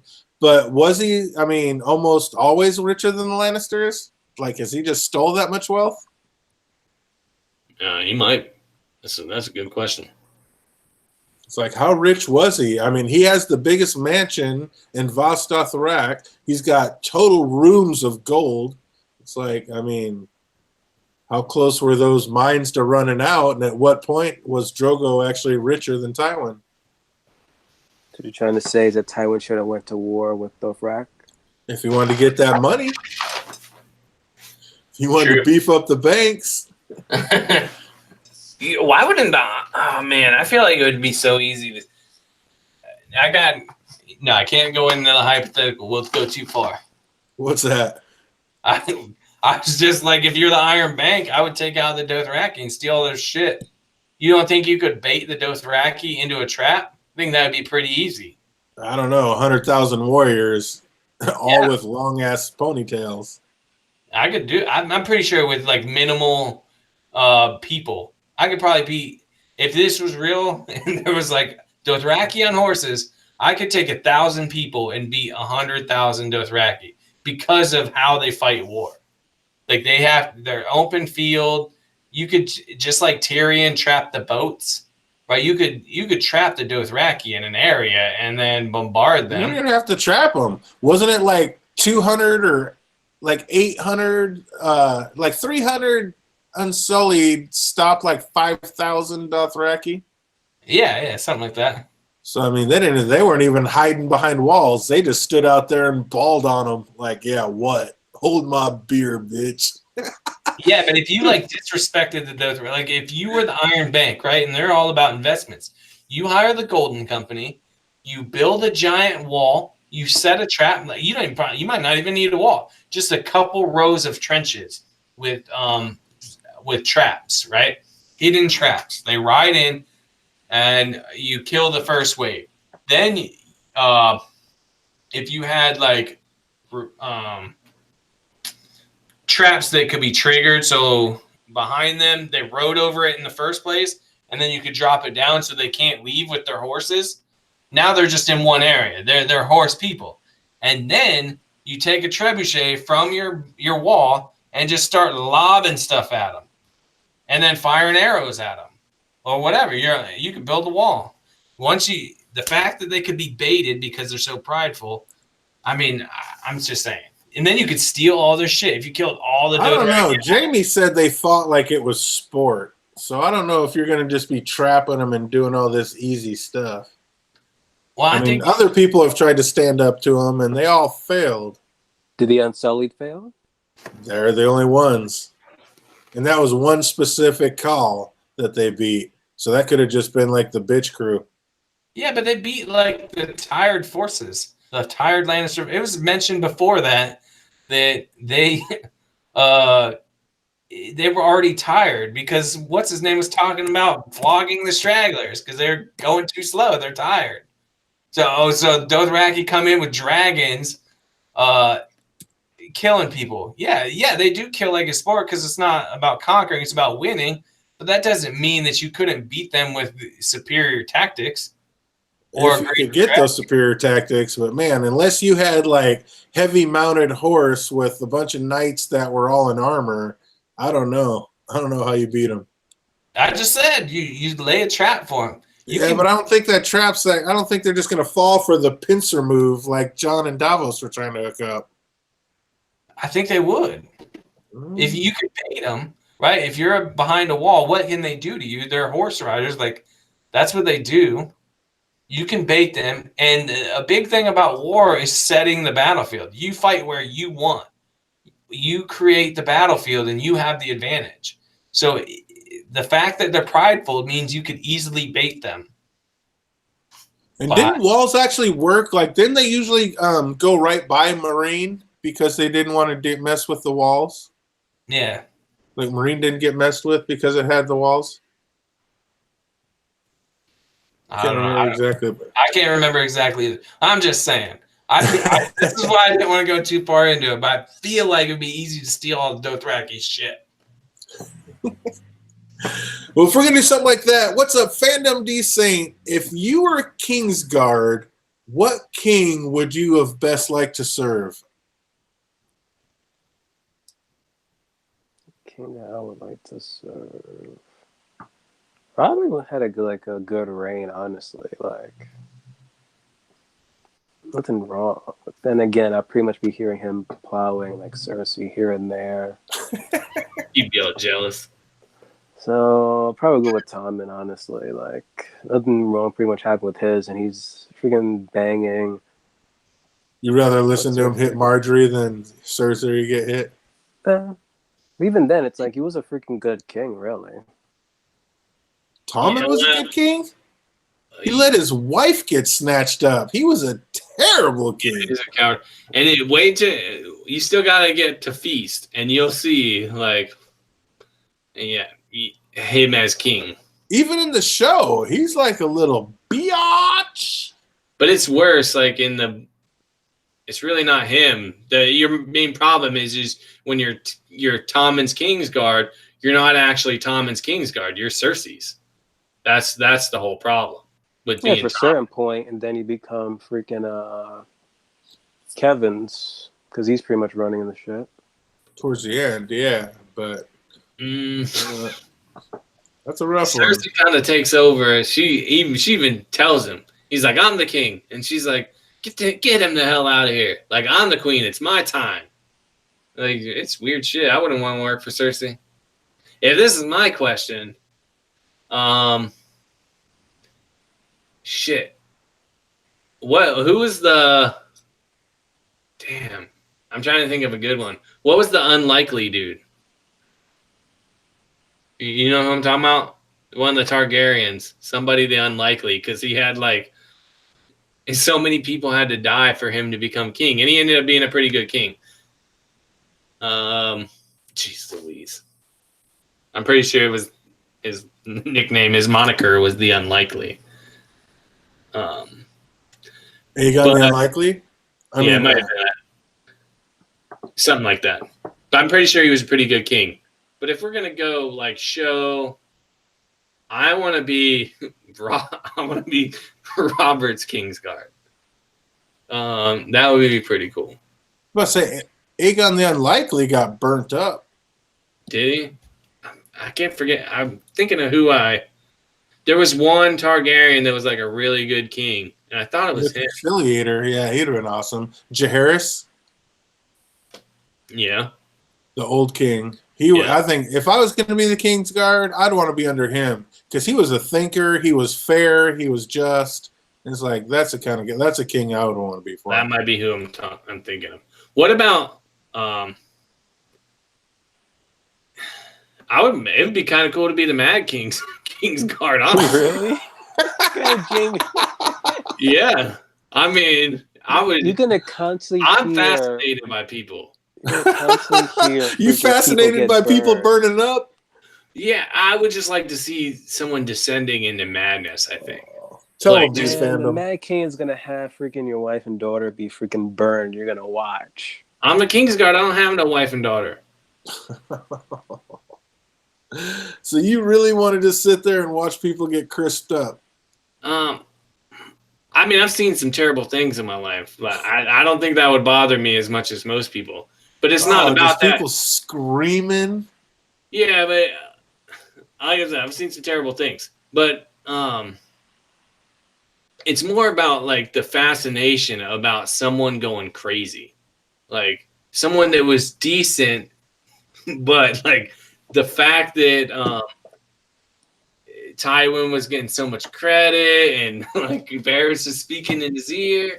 There's That's just something it. about that, like they watch like step to see how crazy someone can get, like just little steps at a time. I know you, Andy. You're gonna say like one bad thing and just like keep talking or say something at the wrong moment. He's gonna kill you. Yeah, exactly. You always got to know when your number is going to get called. Yeah, but I'm an idiot. It's like so. I wouldn't think of that. That's what I'm saying. I would just go with it. I'd be like, well, that's what I get, I guess. You know? Oh, that'd be terrible. I know, but I'm just dumb like that, and I like taking risks. When Waymar Royce was out there and he said there's things to be learned even from the dead, what was he talking about, do you think? Who said it? Waymar Royce in the beginning prologue when they went out to see the White Walker or they were chasing the Wildling Raiders and Will said that they were all dead and Waymar wanted to go see him. He said there's things to even be learned from the dead. Well, I good think hunting skills. Like you're a ranger, so I would expect the dad would tell you more. yes. In BBM's right there. You can learn a lot from a dead, something that's been killed. But that's not it. It's obviously saying that like the big bads aren't just the big bads. There's something to learn from them. Like they're not just this all evil thing, if that makes sense. You know what I'm trying to say? So you think he wanted to get more? You think he thought there were White Walkers? No. He was specifically talking about learn how they died. Like you can gain information where they were, like who came upon them. There's a lot of information you can find from like corpses and stuff. But okay, that's what the character was specifically talking about. But the story was telling you that it's not only like the big bad's not just a big bad. Like the White Walkers aren't just like some brainless zombies or doing stuff for no reason. There's something to be learned from them. That's something to be taught. I like that. I love that. Why was it only 3 Night's Watchmen tracking the Wildling Raiders? I mean, there were a lot more Wildlings than that. There's 8 of them plus Spearwives. It's like, what happened if they even did catch them? It's like the 3 of them were going to take out a whole horde of Wildling Raiders. Wasn't the Men of the Night's Watch like in low numbers? So you're gonna send out a whole bunch of just going after these wildlings, and then what happens if you do happen upon these wildlings? You're gonna kill out possibly good men. Just send out 3. Yeah, but isn't like doesn't Corin Halfhand say something about that? Like, not bringing a whole army, lower numbers is easier. It's more maneuverable. Mm-hmm. So, I think it was more that. But I mean, what happens if they did find them and like they weren't dead when they found them? Well, they would have information. 3 of them information. gonna do? Well, if you can ambush them, then you can kill them. But you might just be getting information. So not everybody's out there to kill. I mean, there are scouts and stuff. They exist. So maybe it was something like that. I mean, Waymore Royce is probably not the best person to send out there. No, of for course that not. reason, if that's what you're doing. So that kind of goes against my argument. But David Adams says that too. He's with you. He says he just meant that they could tell what killed them, what's out there. yeah, so I don't know. It's interesting. That's a good question what they would do, but I think it was more of a scouting party. And that's why they would want to check the dead bodies too. There's stuff to be learned. If you're just scouting, you're getting your information gathering. But old boy said, I mean, maybe that's why he's so brave, because he said they're all dead, so why be afraid of dead men? But if I knew there's a whole wildling party out there, I'd be a little nervous with just 3 of us. And one of them's this little young buck lordling that don't know shit. He can run. He can just report back. Like, we found them. Yeah, but he wasn't. He was like ready to go face him. He wanted to go kill him, basically. Gung ho. Maybe that was just to show you, like, why they would be more reserved about little lords, right? Lords coming to the Night's Watch and becoming rangers. Like Jor didn't want John to just instantly go be a ranger. Maybe the fact that Waymar had just went out and died like a few weeks beforehand, or fairly recently. I guess it couldn't have been a few weeks because the direwolf was pretty big. But regardless, Here's maybe a good that question. influence. You guys think freaking Benjen is still alive, or he dead? In the books? Mm-hmm.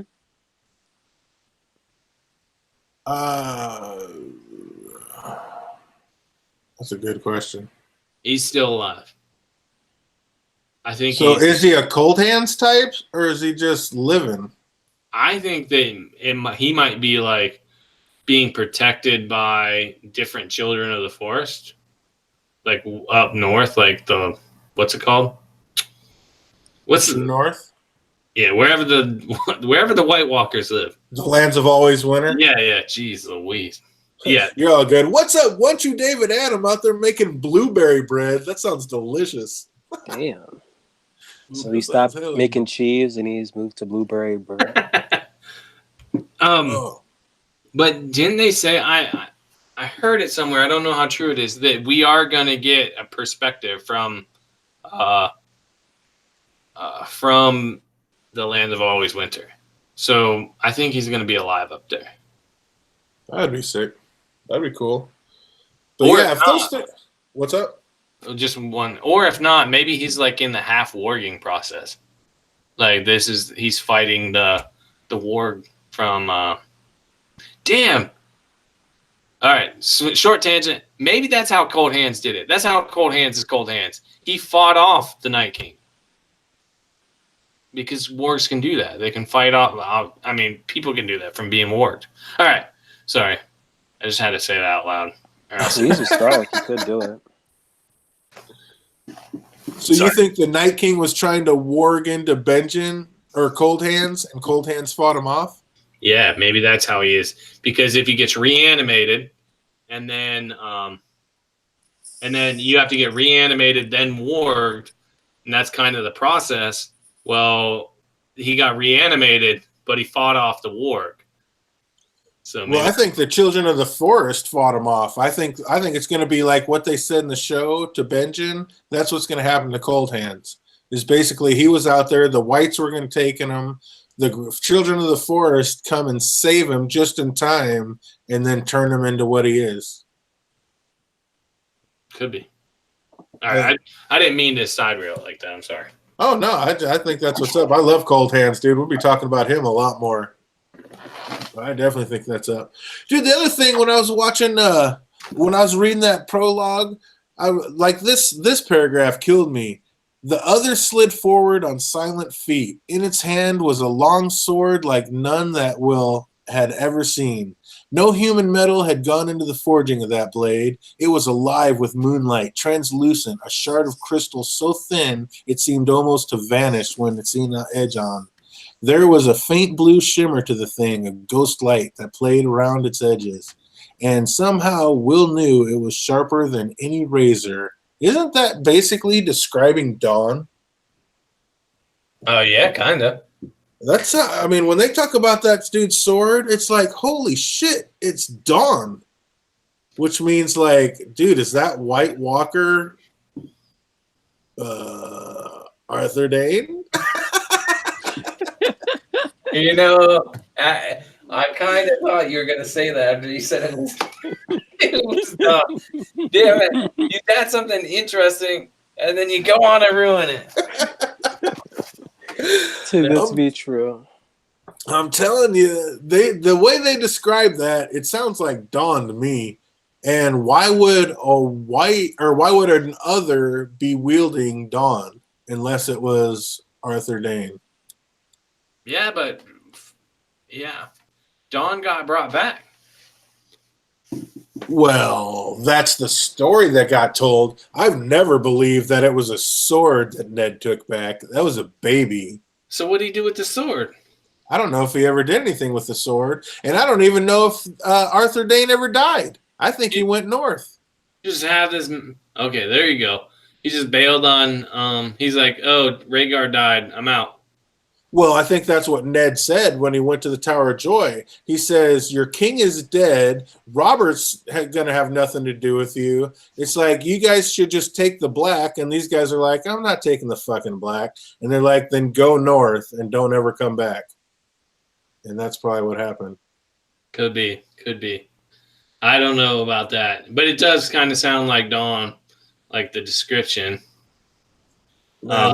That description totally, so like when I was reading that, I was like, he is absolutely describing Dawn.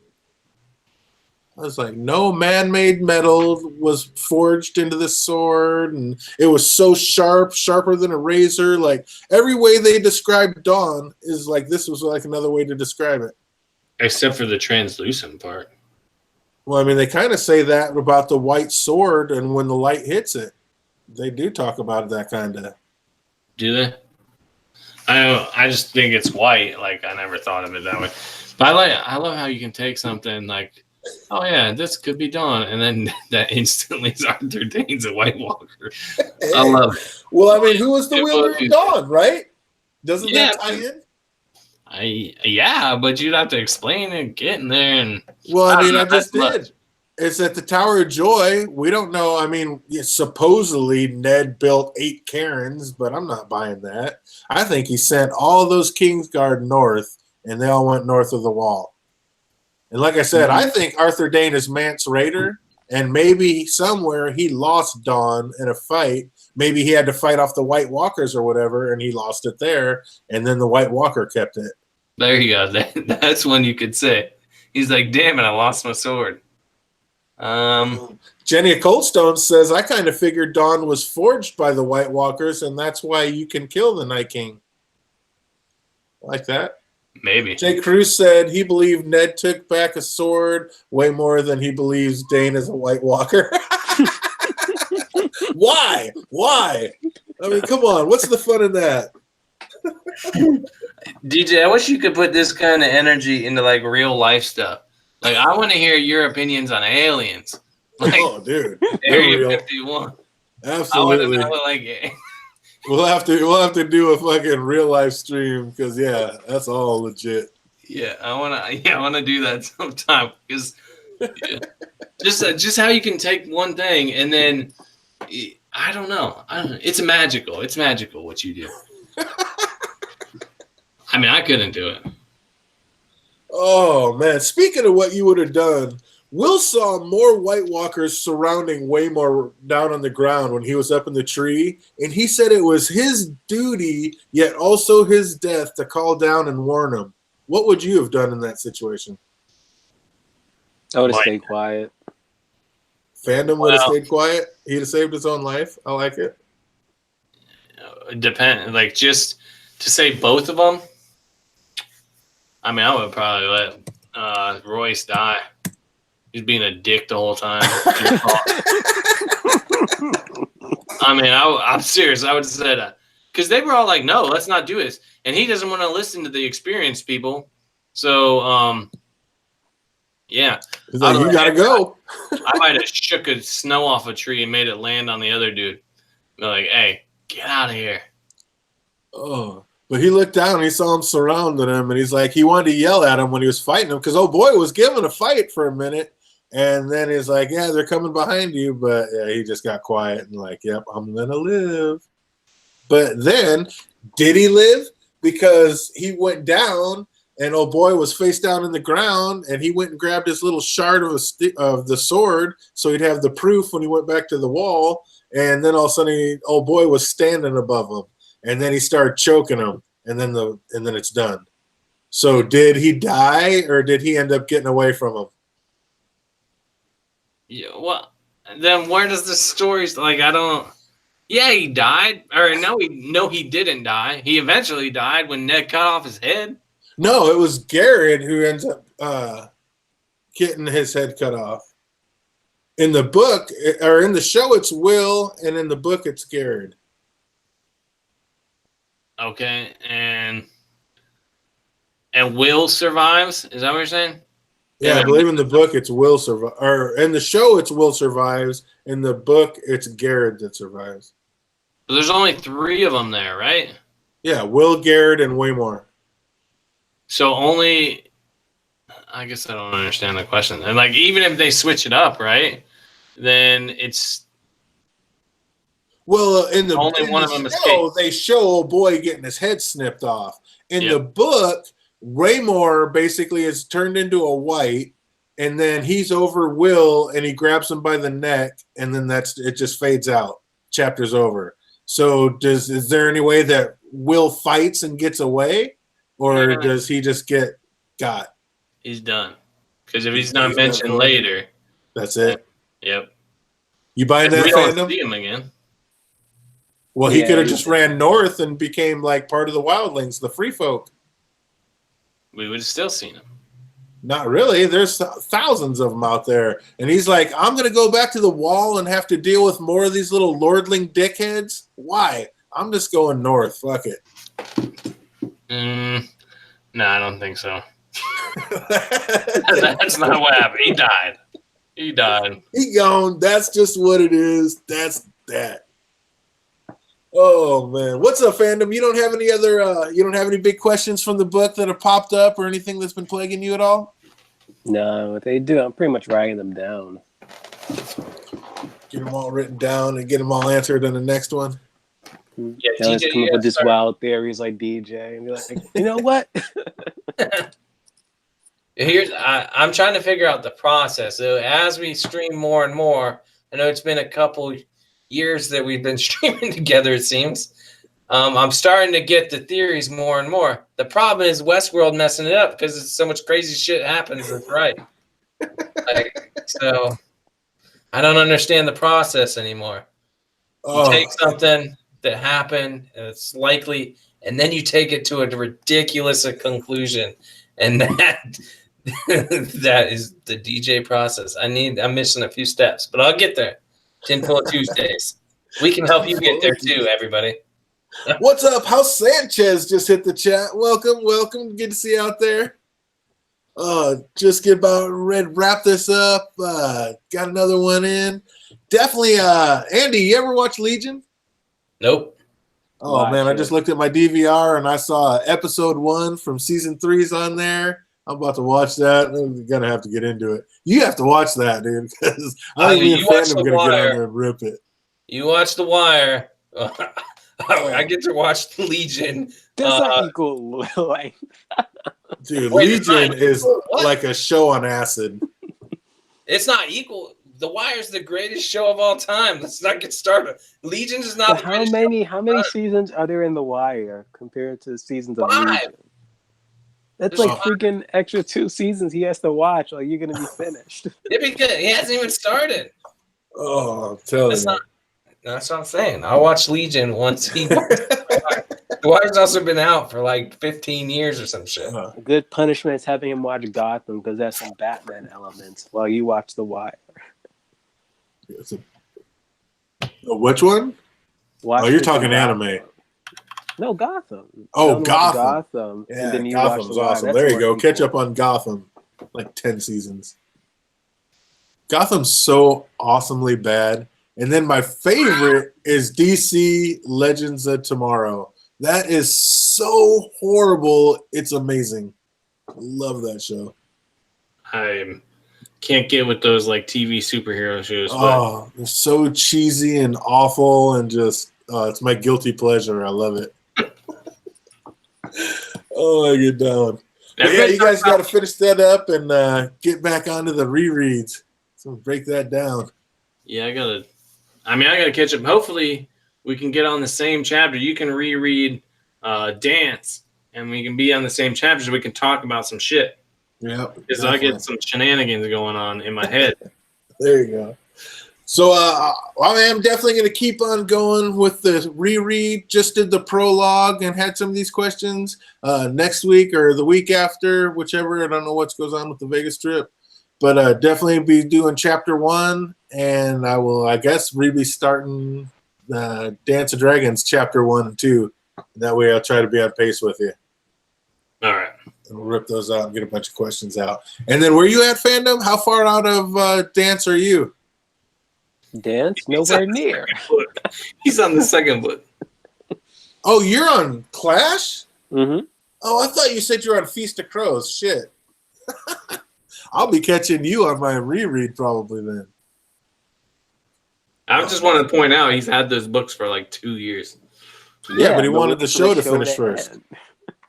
That doesn't. I don't want to be like almost every other freaking book reader complaining like, oh, well, the books was like this, the book was like that. Yeah, but it's already past that point. You didn't even have to worry about that.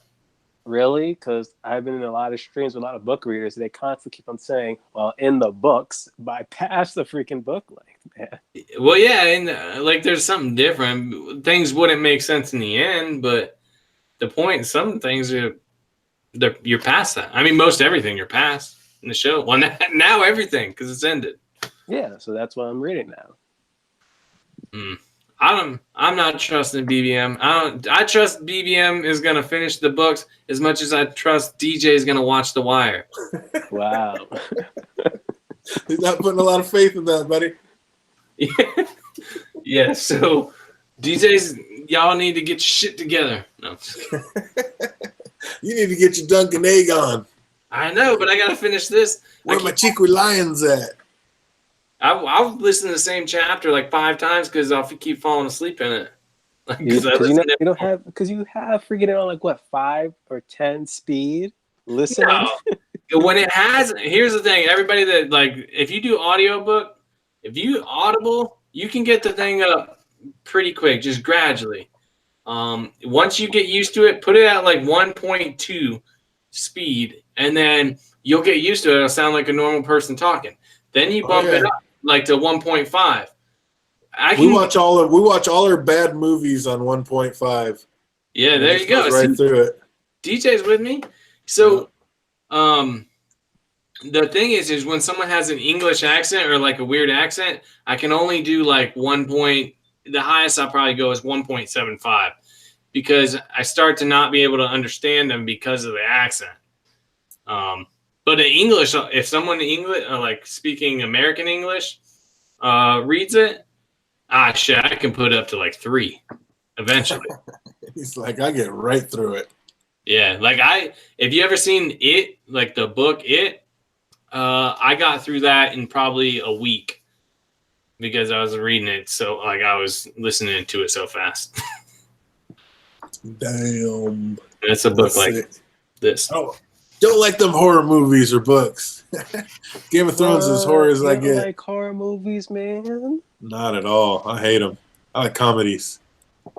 There's a lot of freaking horror that's comedy, man. Like Nightmare on Elm Street, a comedy. Yeah. Yeah, true. I'll tell you what, the first one scared the shit out of most people. Yeah, because he could have handled a good joke. Oh shit! What do you got going on for the rest of the week, fandom? I guess freaking one video I gotta upload tonight before heading to Hay. I'm trying to get into freaking Umbrella Academy. I have to like watch it like before the week is out because I said if I don't react to at least one episode this week, someone has the right to kidnap me, tie me up, and watch it. So I gotta like freaking watch Umbrella Academy. What else? I heard some good things about the Swamp Thing, but I don't know because my brother was watching it and then he said it was trash. I'm like, what? So I don't know. I think I actually heard about that too. Like it was okay, It looked decent. but I haven't seen it. And then Umbrella Academy, I heard was awesome, but didn't stick the landing. Didn't stick the end. There's there. I want to go on something. There's like a weird incest type thing in Umbrella Academy that's not incest, but it's weird. Once you get to it, you'll be like, To pretty much I don't Game of know how to Thrones. feel about Gotcha. this. No, but the people aren't related. I don't know. You have to get to it, and you'll get to a point where you're like, I don't, what? I don't know how to feel about this. You'll get there. I'm telling you. Worse than Jamie and Cersei? Yeah, because you care about these. It's different. It's different. You're just like, it changes your perspective. I don't know. You'll have to see it because you learn about the characters before this stuff. So That's in the Umbrella Academy? I'm just happy because one actor who was on The Misfits is in there. I'm like, finally, I have to see him in like another like TV show. Because after he left The Misfits, it just like went downhill. What's The Misfits? It's pretty much, it begins where these people just went to like some type of like juvenile detention, but then they had to like do like community service because they did. Is that the one where Ramsey's in it? Yeah, there you go. Yeah, and they were pretty much were given like abilities, like almost a selective group of people like in that town got like abilities after some type of event happens. I don't know if it was like a solar eclipse or something. No, that's Heroes. I saw that one too. That one didn't stick the landing either. Like, but yeah, our brother over there across the pond totally endorses that Misfits. He tells everybody to watch that. Mm-hmm. He says it's great. But after like, because they were like, it was a season where like they started changing the powers and stuff. I was like, what? Like only like one person I would say like they legit deserve like their powers like to be taken away or have it changed. Because the moment when someone either touches her or she touches someone else, like they have the desire to sleep with her. Like it's just ridiculous. Hell yeah. Huh. I mean, that's like a little reverse Cupid. Mm-hmm. Hunter situation. But see, Moni G's out there. She's with me. Baby touches you and like the baby wants to have sex with you. That's just like, whoa. Even though I never did that on this show, but just imagine. Like that's a crazy superpower. Moni G's with me though. She doesn't like horror movies. And Jenny at Coldstone says that she likes Swamp Thing. So I've heard a lot of people talk about that they like it. Because they were pissed because apparently, I forgot who's like control of it. I don't know if it was Amazon or whatever, but not Amazon. It was some other freaking company or whatever. And they decided after like watching the pilot or something like that, or a few episodes, they decided just to cancel it. And they got like a lot of buzz and people like, why you canceled it? But then you have Batwoman and like people hate that. Nobody wants to watch Batwoman. I'm probably gonna watch it. Oh, that's awesome. Yeah, my DVR is so filled up. I'm just now starting to kind of get after it a little bit after the throne decontainment. Starting to get down, throttle down a little bit.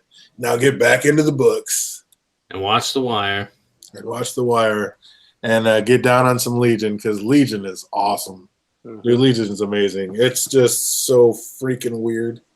Like if I would did drugs, like that would be the show I would just watch having drugs. Even though I'm not like saying go out there and like do drugs or watching Legion, but that's nuts. That would be the show.